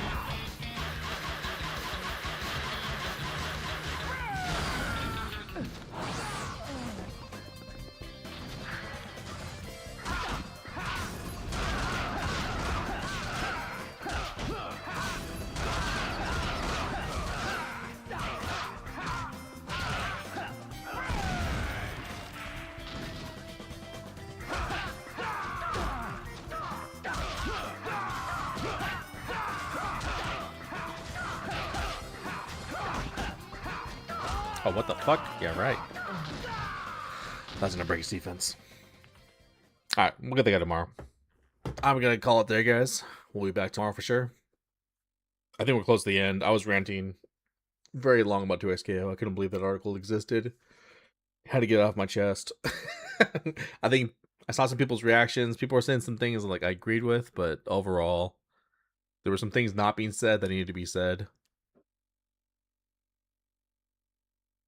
which were the most important points. So, I wanted to get my points across. Took a little longer than expected, but hey. But we'll be back tomorrow, guys. We'll finish up God Hands, and then we'll be back to regular programming too with Street Fighter 6. It's been a little too long. Been meaning to get back to that game soon. But I'm out. You guys have a great night. Thanks for hanging. Appreciate y'all, and see you tomorrow. Peace out.